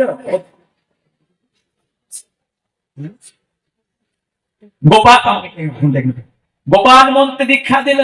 এইবারে বললো, গুরুদেব, ও গুরুদেব, এবার একটা প্রশ্ন। কি প্রশ্ন? তুমি আমাদেরকে কর্ণমুনি গোপাল মন্ত্র দিলে, কিন্তু কিন্তু কি বলো, কি বলছে? গোপাল মন্ত্র কতদিন জপ করলে তবে গিয়ে আমাদের মনের বাসনা পূর্ণ হয়? প্রশ্ন করার সঙ্গে সঙ্গে নারদ মুনি উত্তর দিল, শোনো ঋষিগণ, তোমাদেরকে আমি এই উত্তরটা বলে দিচ্ছি। তোমরা এই দ্বারকাপুরীতে তোমরা আমার গোপাল মন্ত্র জপ করবে কতদিন? কতদিন? কতদিন? কতদিন? 25 লক্ষ গোপাল মন্ত্র যেদিন জপ শেষ হবে, সেদিন কি স্বয়ং ভগবানের কৃপা তোমরা লাভ করতে পারবে। কত বললো? 25 লক্ষ। ভক্তমন্ডলীগণ, এখানে অনেকে তিলক করে বসে আছে, অপরাধ আবার নেবেন না। বলুন তো, 25 লক্ষ হরিনাম মানে কত ফের জপমালা করলে 25 লক্ষ হরিনাম হয়? কত ফের জপমালা করলে 25 লক্ষ হরিনাম হয়? জানা আছে নিশ্চয়ই। 64 ফের হরিনামে হয় 1 লক্ষ নাম, তাই তো নাকি? বলবেন ঠিক বললাম? জমানা করেন কি? যদি না করেন তাহলে কতগুলো আরো আমি সময় নষ্ট করবো না। বৃন্দাবনে যাবেন, নবদ্বীপে যাবেন, পরিধামে যাবেন, মন্দিরে যাবেন, দেখবেন যারা সেই একটু বৈষ্ণবের উচ্চ পর্যায়ে যেতে পেরেছে, তারা কিন্তু ওই জপমালা তারা হরিনাম করে, হরে কৃষ্ণ কৃষ্ণ কৃষ্ণ হরে হরে, হরে রাম রাম রাম। তো ওর মধ্যে কটা কাঠি থাকে? 108টি কাঠি থাকে। আচ্ছা, যারা নিরামিষ খায় না তারা কি জপমালা করতে পারে? হ্যাঁ, অভ্যেস করার জন্য তুমি জপমালা করতে পারো। কিন্তু জপমালা হয় 3টি কাঠ দিয়ে। একটা কাঠের নাম বেলপাত দিয়ে, আরেকটার নাম হলো পদ্ম ফুলের বীজ দিয়ে, আর একটা হলো তুলসী মালা দিয়ে। তাহলে যারা নিরামিষ গ্রহণ করতে পারেন না, নতুন নতুন ভক্ত হয়েছেন, অভ্যাস করার জন্য জপমালা যদি করতে চান, তারা ওই বেলকাঠির মালা দিয়ে অভ্যাস করলে এতে কোনো অপরাধ বা দোষ হয় না। সরাসরি আপনি তো বৈষ্ণব হয়ে জন্মগ্রহণ করেন নাই, সরাসরি আপনার গুরুদেব আপনাকে ওই তুলসীর মালাতে জপমালা করতে অনুমতি দেবে না। তাই সাধারণ যারা ভক্ত আছে, যারা নতুন নতুন ভক্ত, এবারে উপরের থেকে ওঠার জন্য আপনাকে ওই বেলকাঠি অথবা ওই পদ্ম ফুলের বীজ দিয়ে আপনাকে অভ্যাস করতে হবে। তাহলে 64 ফের জপমালা করলে হয় কি? 1 লক্ষ হরিনাম। আচ্ছা, জানতে তো চাইলেন না মায়ের বাবারা, ওই জপমালার ভিতরে 108টা কাঠির পরিচয় কি? বৈষ্ণবগণ, সাধুগণ, মহাত্মগণ সবাই ওই 108টা কেন করে? 107টা কেন করে না? 109টা কেন করে না? ওই 108টা কেন সব জায়গায়? 108টা কাঠির পরিচয় জানি। তাই যদি বলেন এগুলো জানি, তাহলে আমি আর বলবো না। 1 থেকে 108 পর্যন্ত ওদের নাম কি কি, এবং ওরা ওখানে কে কে বসে আছেন, এটার সাথে করবে করবো। বেশ, হ্যাঁ, 1 থেকে 8 হলো ললিতা, বিশাখা, এই যে চম্পকলতা, এই যে নামগুলো আমরা পাই, রঙ্গবতী, এই যে নামগুলো আমরা পাই। 1 থেকে 8 পর্যন্ত 8 জন সখী বৈষ্ণবদের বা সাধুদের জপমালার ভিতরে বসে আছে। কারণ যখন ওরা জপমালা করে, তখন এই মন্ত্রটা করে, মহারাজ মন্ডলা কারণ গোপী গোপাল বেষ্টিত সুমেরু কৃষ্ণ চন্দ্রেশ্ব সাক্ষী ললিতা। এই মন্ত্রটা বলতে বলতে ওই জপমালা মাথায় এমন করে প্রদক্ষিণ করে এই মন্ত্রটা করতে হয়। তাহলে জপমালার ভিতরে কে আছে? অষ্ট সখী বিদ্যমান আছে। মানাচ মন্ডলা কারণম গোপী গোপাল বেষ্টিত সুমেরু কৃষ্ণ সন্দেশ। সুমেরু মানে মাঝখানে বা মেরুতে আছে আমার যুগল মূর্তি রাধা কৃষ্ণ। সুমেরু কৃষ্ণ সন্দেশ সাক্ষী চন্দ্রিতা সখী। হয়ে গেলে 108 মধ্যে 8 জন সখী। এখনো 100 জন ওখানে কে বসে আছে? হ্যাঁ, শুধু অষ্ট সখীর কৃপা পেলে হবে না, তোমাকে আরো 100 জনের কৃপা পেতে হবে। ওই 100 জনের নাম কি? 100 জনের নাম হলো, প্রত্যেকটা সখী হলো 8 জন করে উপসখী, তাহলে 28 64, তাই তো নাকি? 8 জন সখী, প্রত্যেকের 8 জন করে উপসখী, তাহলে 64। তাহলে 64 যুক্ত 8, 108 মধ্যে বাদ চলে গেল। আর কে থাকলো ওর মধ্যে? না, 8 থাকলো শ্রী ভগবান কৃষ্ণের 32 জন সখা। শ্রীরাম, সুদাম, দাম, বসুদাম, এই যে বটু কৃষ্ণ ইত্যাদি করে যে এতজন সখা, এর মধ্যে 32 জন সখা হলো ভগবান কৃষ্ণের বড় প্রিয়। ওই জপমালার ভেতরে ওই 32 জন সখাও কিন্তু বিদ্যমান আছে। আর ওখানে কি আছে? 8 হয়ে গেল, 64 হয়ে গেল, 32 হয়ে গেল। আর কে আছে ওখানে? এখনো আছে ওখানে। কে আছে? না, ওখানে একজন আছেন পরম বৈষ্ণব শিরোমণি দেবাদিদেব মহাদেব। বলুন দেবাদিদেব মহাদেব কি? দেবাদিদেব মহাদেব কি? দেবাদিদেব মহাদেব কি? ওই মহাদেব আছেন ওই তপমালার ভিতরে বসে। আর আছে কি ওখানে? না, এখনো আছে কি জানো? যার নাম হলো পূর্ণমাসী যোগমায়া। যে পূর্ণমাসী যোগমায়ার কৃপা না হলে আমরা ওইখানে যেতে পারবো না। ভগবানের কাছে কে পৌঁছে দিবে আপনাকে? এই যে পশরা গান আমাদের গ্রামাঞ্চলে হয়, ওই ওই উনি যদি না থাকে লীলাতে কিন্তু পরিপূর্ণ লাভ হবে না। পূর্ণমাসী যোগমায়া যার নাম, উনি থাকেন ওই জপমালার মধ্যে। ওই পূর্ণমাসী যোগমায়া কৃপা করে ওই আপনাকে আমাকে রাধা গোবিন্দের কাছে পৌঁছে দেবেন। বেশ, তাহলে ওখানে আর কে আছে? হ্যাঁ, এখনো আছে। কে আছে? না, ওখানে আছে স্বয়ং বৃন্দেজি মহারানী, যার নাম হলো তুলসী মহারানী। এই নিবেদন ধরো সখী অনুগত করো, কুঞ্জের একটি সেবা দিলে করো নিজ দাসী নম নম। ওই তুলসী মহারানী কিন্তু ওই 108 টাকাটির মধ্যে উনি ওখানে বসে আছেন। ঠিক আছে? তার জমানা কি সামান্য নাকি? এতদিন চিন্তা করে একদিন এগুলো ভাই বলে ভাবি না যে কি তো কি ওরা করে, কিন্তু আজকে জানতে পারছি মা। তাহলে ওই ঝরাটার ভেতরে গুরুত্বপূর্ণ বস্তুগুলো কিন্তু ওখানে বিদ্যমান আছে। তাই হয়ে গেল। আরেকজন বাকি আছে, আরেকজনের নাম শ্রীমতী রাধারানী, সব থেকে প্রিয় একজন সখী, যার নাম হলো বরুথিনী দেবী। হ্যাঁ, তাহলে এতগুলো ভক্ত ওখানে বসে আছেন। ওই ভক্তদেরকে স্মরণ করতে হয় আমাদের মহামন্ত্র নাম উচ্চারণের দ্বারা। কথাগুলো তাহলে 108 করে 64 ভের জপমালা করলে হবে 1 লক্ষ হরিনাম। তাহলে গুরুদেবকে জিজ্ঞাসা করছি, গুরুদেব তাহলে 25 লক্ষ মধ্যে যেদিনকে তোমাদের 25 লক্ষ নাম পূর্ণ হয়ে যাবে, সেদিন তোমাদের মনোবাসনা পূর্ণ এবার হবে তো নাকি? এতদিন হয় না? হাড়ের পাহাড় গুলো গল্প শুনলাম, এইবারে বলছে না এতদিন তাহলে বুঝতে পারি নাই। এইবারে আমরা সঠিকভাবে আমরা গুরুমন্ত্র জপ করে আমরা সিদ্ধান্ত অনুযায়ী আমরা সঠিক পথে হেঁটে আমরা ভগবানের চরণ পাওয়ার চেষ্টা করবো। একটা সুন্দর একটা ঘটনা গান করি, আবার আমরা এলাকা যাবো। ধন্যবাদ।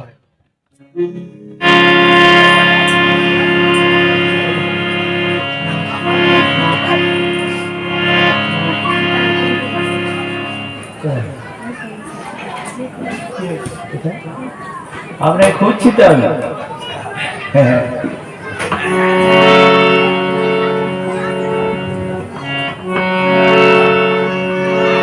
আর কি এমন তোমার বাবার গান খুব ভালো লাগে।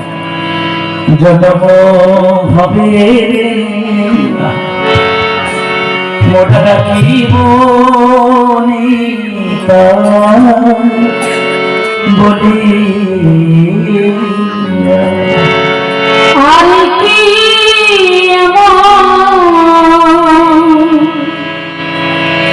জন্ম হবে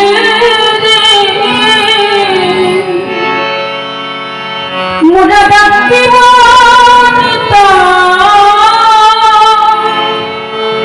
বলিয়া আর কি জন্ম হবে ডাকিব নিতা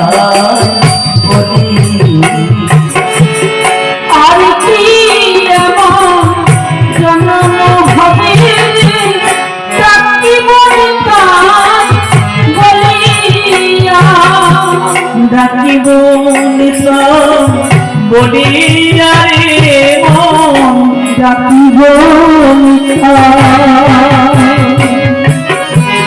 বলিয়া রে ডাকিব নিতাম বলিয়া রে মন ডাকিব প্রাণ বলিয়া আর কি এমন জন্ম হবে রে ডাকিব বলিয়া আর কি এমন জন্ম হবে রে ডাকিব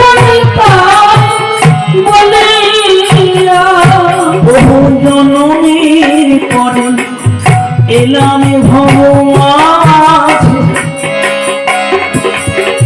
মায়াতে মরিয়া থাকি অন্য কাজে। বহু জননীর পরে এলাম ভগবান আমি তোমারে ভুলিয়া থাকি অন্য কাজে। বহু জনমের পরে এলাম ভগবান তোমারে ভুলিয়া থাকি অন্য কাজে।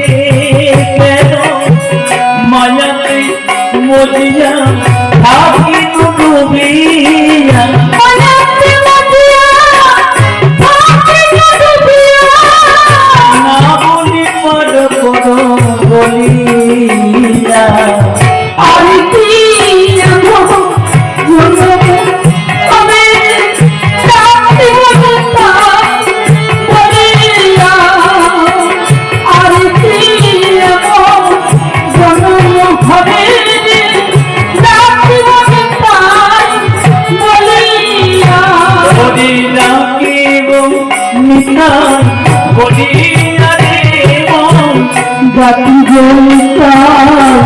বলিয়া রে মন ডাকিব প্রাণ বলিয়া আর কি এমন জন্ম হবে ডাকিব বলিয়া আর কি এমন জন্ম হবে ডাকিব বলিয়া বলিয়া রে এমন জনম হবে আর কি এমন জনম হবে আর কি এমন জনম হবে আর কি এমন জনম হবে জনমের পরে এলাম ভগবান বলিয়া রে এমন জনম হবে এলাম ভগবান আর কি এমন জনম হবে জনমের পরে এলাম ভগবান আর কি এমন জনম হবে জনমের পরে এলাম ভগবান আমি নিতাই বলে ডাকিলাম রে আর কি এমন জনম হবে রে আগুন বলে ডাকিলাম রে আর কি এমন জনম হবে রে আগুন বলে ডাকিলাম রে আর কি এমন জনম হবে রে মায়ার ঘরে পড়ে রইলাম আর কি এমন জনম হবে রে হরি বলে হরি বলে বলে আর কি এমন জনম হবে রে হরি বল হরি বল বলে আর কি এমন জনম হবে রে আর কি এমন জনম হবে রে জনিতাই গৌরী তাহলে এটা দিকে যাই এবারে জনিতাই গৌরী বল তাহলে কি হলো 25 লক্ষ ওরা জপ করলো গোপাল মন্ত্র। কারা করলো? ওই যে 3টা ঋষি।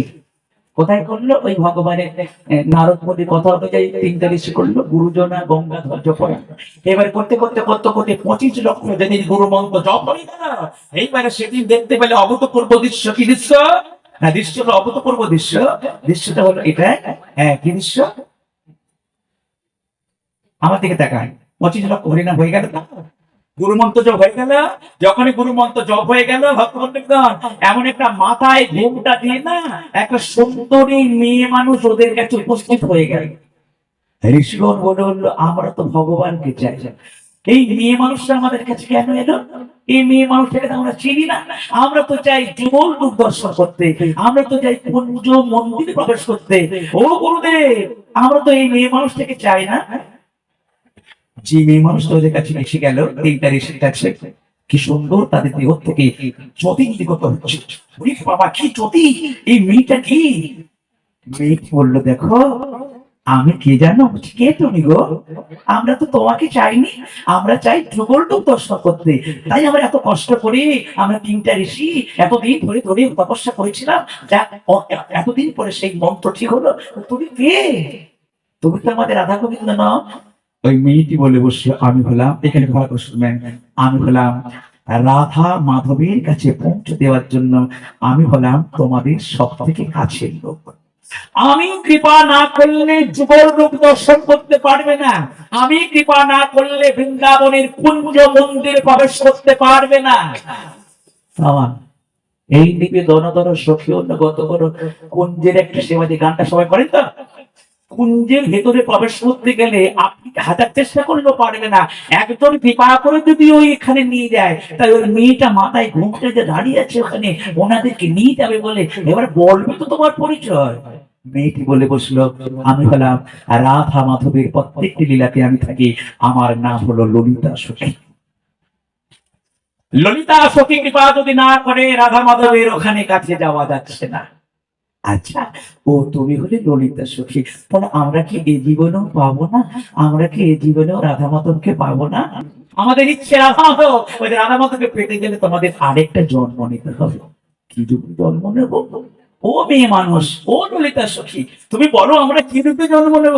ললিতা সখী বলল, শোনো, তোমরা যদি সেই যুগল রূপ দর্শন করতে চাও, তাহলে তোমাদেরকে আরেকটা জন্ম নিতে হবে। তোমরা জন্ম নিবে কোথায়? তোমরা জন্ম নিবে বৃন্দাবনের একটা গ্রাম, ওই গ্রামটার নাম রাজপুর।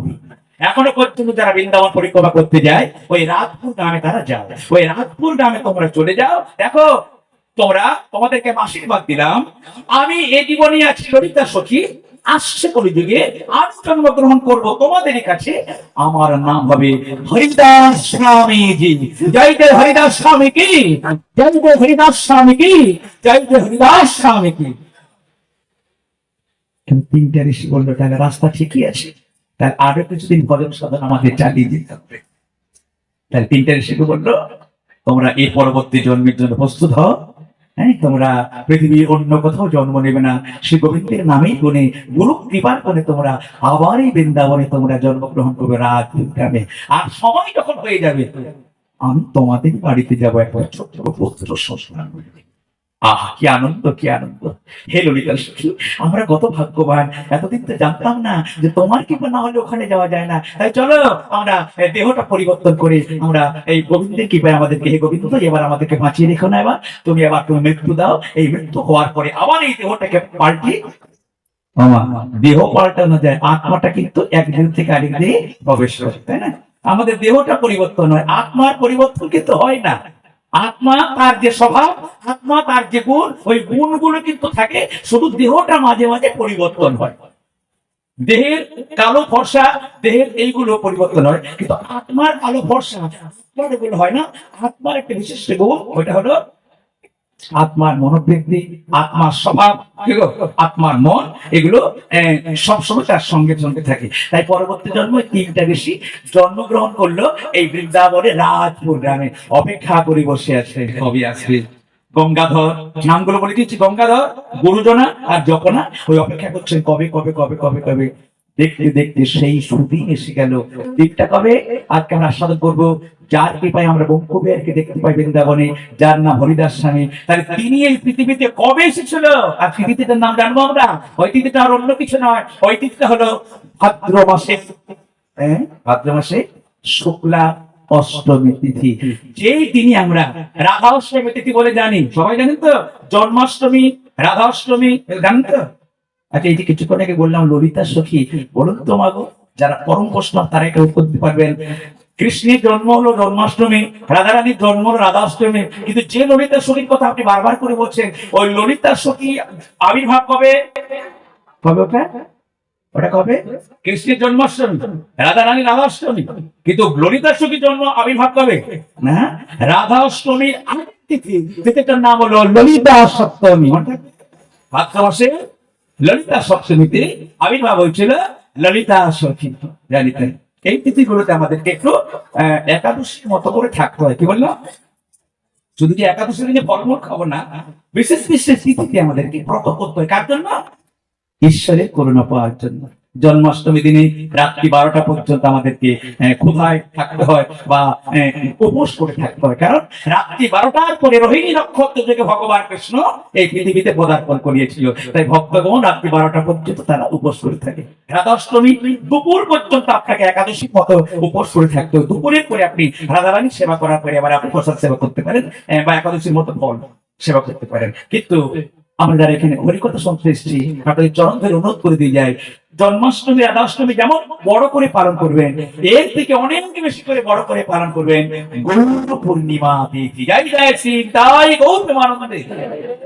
কারণ গৌর হরি যদি না থাকতো, গৌর পূর্ণিমাতে তিনি এসেছিল তো, ফাল্গুনী পূর্ণিমা, ওই দিনে যেন আমরা একাদশী নয়, যেন আমরা গৌর পূর্ণিমা তিথি পালন করতে পারবো। আর কি করবো? বৈষ্ণবের আর কি বললো? নৃসিংহ চতুর্দশী ব্রত, এটাও পালন করতে হবে। নিত্যান্ত ত্রয়োদশী ব্রত, তারপরে গৌর পূর্ণিমা ব্রত, এইগুলো আপাতত মানে একাদশী ব্যতীত আর এই ব্রতগুলো আমাদেরকে পালন করার জন্য মহাজন্ম শিখিয়ে দিয়ে দিয়েছে। এগুলো আমাদের করতে হবে। এগুলো তো যা, তাহলে বৃন্দাবনের রাজপুর গ্রামে এসে গেল কে? ওই যে ললিতা সখী, এতদিন অপেক্ষা করে বসেছিল, এইবার এসে গেল একটা সুন্দর ফুটফুটে পুত্র সন্তান। ওমা ওমা আমা, পাড়া প্রতিবেশী সবাই আনন্দ করছেন, কিন্তু একটা সাধু বাবা যাকে ডাকেনি, কি সুন্দর একটা সাধু বাবা, তিনি এসে গেল এই ছেলেটাকে দেখার জন্য। গ্রামের লোক বলছে, এই সাধু বাবা আপনাকে তো আমরা ডাকিনি, আপনাকে আমরা খবরও দেননি, আমাদের গ্রামে একটা ছেলে হয়েছে, আমরা আনন্দ করছি, কিন্তু আপনি কে? উনি বলল, আমার নাম হলো আশুধীর।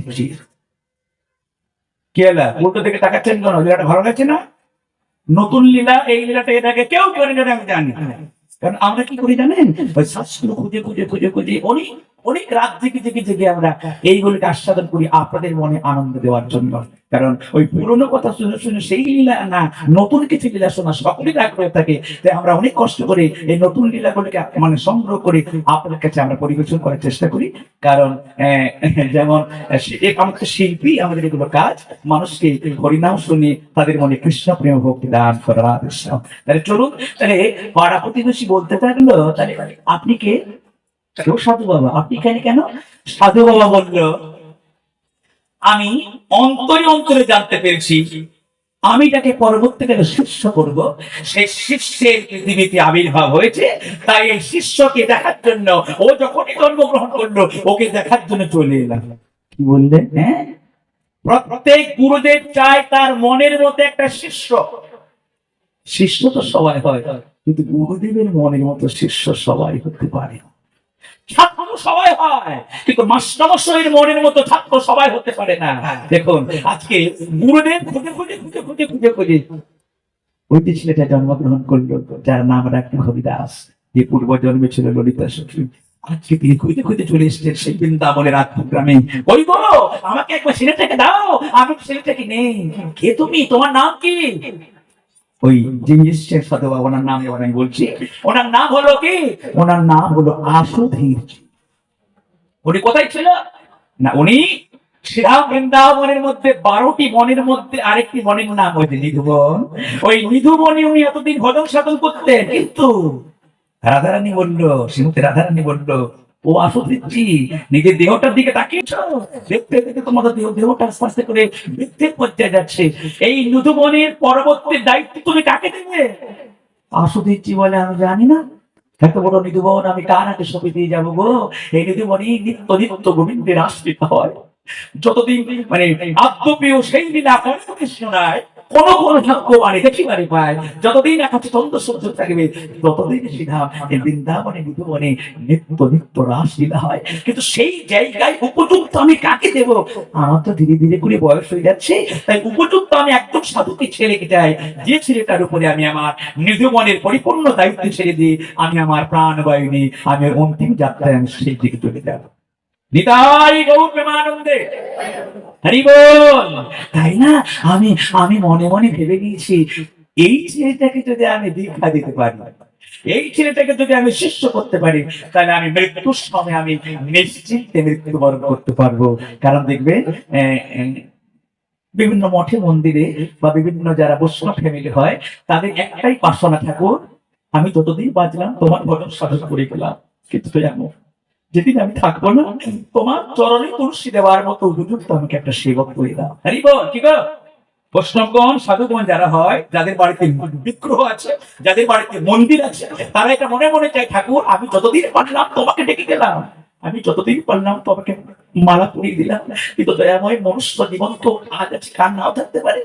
সময় সজ্জন মানে যে কোনো মুহূর্তে পদ্ম পাতার মতো টলমল করছে, কিন্তু যেদিন আমি থাকবো না সেদিন দয়াময় তোমাকে ভালোবাসবে কি, তোমার চরণে তুলসী রেখে। তাই মনে মনে সবাই চাই উপযুক্ত একজন সেবককে, তাই সবাই মনে মনে চাই উপযুক্ত একজন কৃষ্ণ ভক্তকে। তাই আমি কৃষ্ণ ভক্ত চেয়েছিলাম, আমার তো সংসার নাই, আমি তো বিবাহ করি নাই, তাই আমি মনে মনে এই ছেলেটাকে, তোমাদের বাবা মা আমি তোমাদেরকে বলে গেলাম, যেদিন এই ছেলেটার বয়স 10-12 বছর হবে সেদিন তোমাদের কাছে ভিক্ষা চাইছি গো, তোমাদের ছেলেটাকে আমার ওই নিধুবনে পাঠিয়ে দেবে। আর যতদিন না পর্যন্ত এই ছেলেটা নিধুবনে যায়, ততদিন পর্যন্ত আমার যত কষ্ট হয়, যত ব্যথা হয়, আমি বৃন্দাবনের ওই নিধুবনে সেবা কার্য করিয়া যাই। জানি তাই এখানে একটা কথা বললে ভালো হয়, কথাটা খুব সুন্দর। কথাটা হলো এই যে দেখুন, আমি বারবার করে বললাম সেবক, বললাম না সেবক, বললাম স্ত্রীলিঙ্গ হলে হয় সেবিকা, পুংলিঙ্গ হয় সেবক। কিন্তু এই ভক্তমন্ডলীগণ আমাদের জানতে হবে এই তত্ত্ব কথাগুলো। আচ্ছা বলুন তো সেবক কাকে বলে? যারা গোবিন্দের সেবা করে তাদের বলে সেবক। কিন্তু প্রশ্ন হলো, সেবক কি শুধু ওই তিলক করলে হয়ে যায়? সেবক কি শুধু ওই ঠাকুরের তরণী তুলসী দিতে পারলে সেবক হয়ে যায়? সেবক কাকে বলে একটু আসলে করবো, এটা খুব কঠিন সিদ্ধান্ত, যদিও এগুলো শুনলে লাভ আছে। সেবক কাকে বলে না, সবাই ঘন্টা বাজাতে পারলে ওই ঘন্টা গোবিন্দের কাছে যায় না, সবাই গোবিন্দ তরণ তুলসী দিলে ওই তুলসী গোবিন্দ নেয় না, কিন্তু কার তরণ তুলসী গোবিন্দ গ্রহণ করে যিনি হলো উপযুক্ত সেবক অথবা সেবিকা। আচ্ছা, তার সেবক হতে গেলে একজন ব্যক্তিকে কি কি যোগ্যতা তৈরি করতে হয়, তবে কি সেই ব্যক্তির সেবা আমার গোবিন্দ গ্রহণ করে আশীর্বাদ প্রদান করিয়া থাকে। হরি বল। এ কথাগুলো সব আসলে আসে না, আজকে এসে গিয়েছে যেতে বলি নেই, কারণ কোন দিন যে কোন কথাটা মাথায় আসবে আমিও জানি না, আপনারাও জানেন না। হরি বল। তাহলে যেহেতু এসে গিয়েছে তো বলেই দিই, আমারও ভালো লাগে বলতে পারলে। সেবক কাকে বলে ভালো করে শুনুন, এই গানটা মানে এটা একটা পদ, পদাবলীটা লিখেছেন প্রেমানন্দ ঠাকুর। ওরে মনরে তুমি কি ভাবি কর, মনরে তুমি কি ভাবি কর, সেবক হয়েছি আশ্রয় করেছি তোকে সে গরব ধর, তোকে সে গরব ধর। বাজাবে বাজাবে, আচ্ছা বাজা, ঠিক আছে। মনরে তুমি কি ভাবি কর, মনরে তুমি কি ভাবি কর, মনরে তুমি কি ভাবি কর,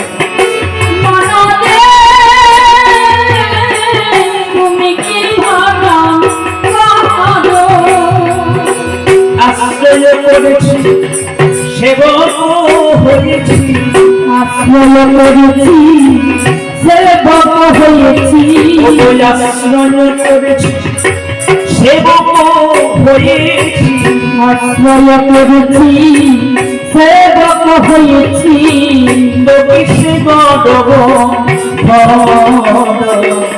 তবে সে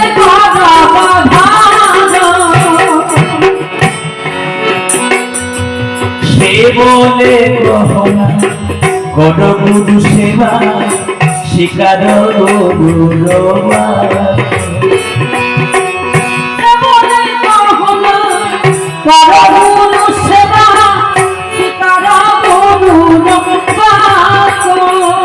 ওরে সে বলে গড গুরু সেবা শিকার গুরুবা ওরে তাহানা করিবি স্ত্রী বাপ পালিবি তাহানা করিলি শ্রী বাক্য পালিলি তাহানা করিবি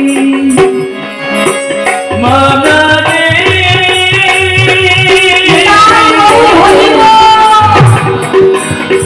পাগল মনা তাহানা করিলি শ্রী বাক্য পালিলি সে ছাড়ি রহিল সে ছাড়ি রহিল বৈষ্ণব সঙ্গীতে বাসুদেব ভজ ভোগারি কহিছে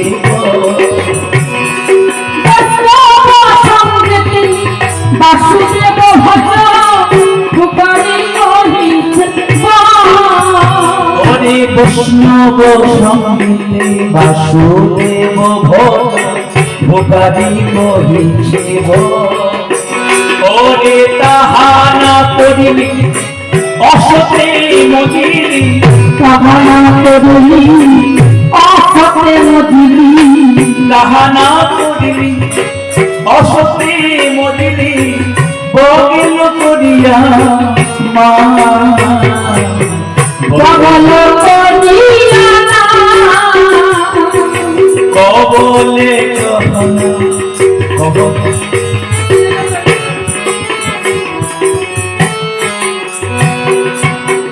জানি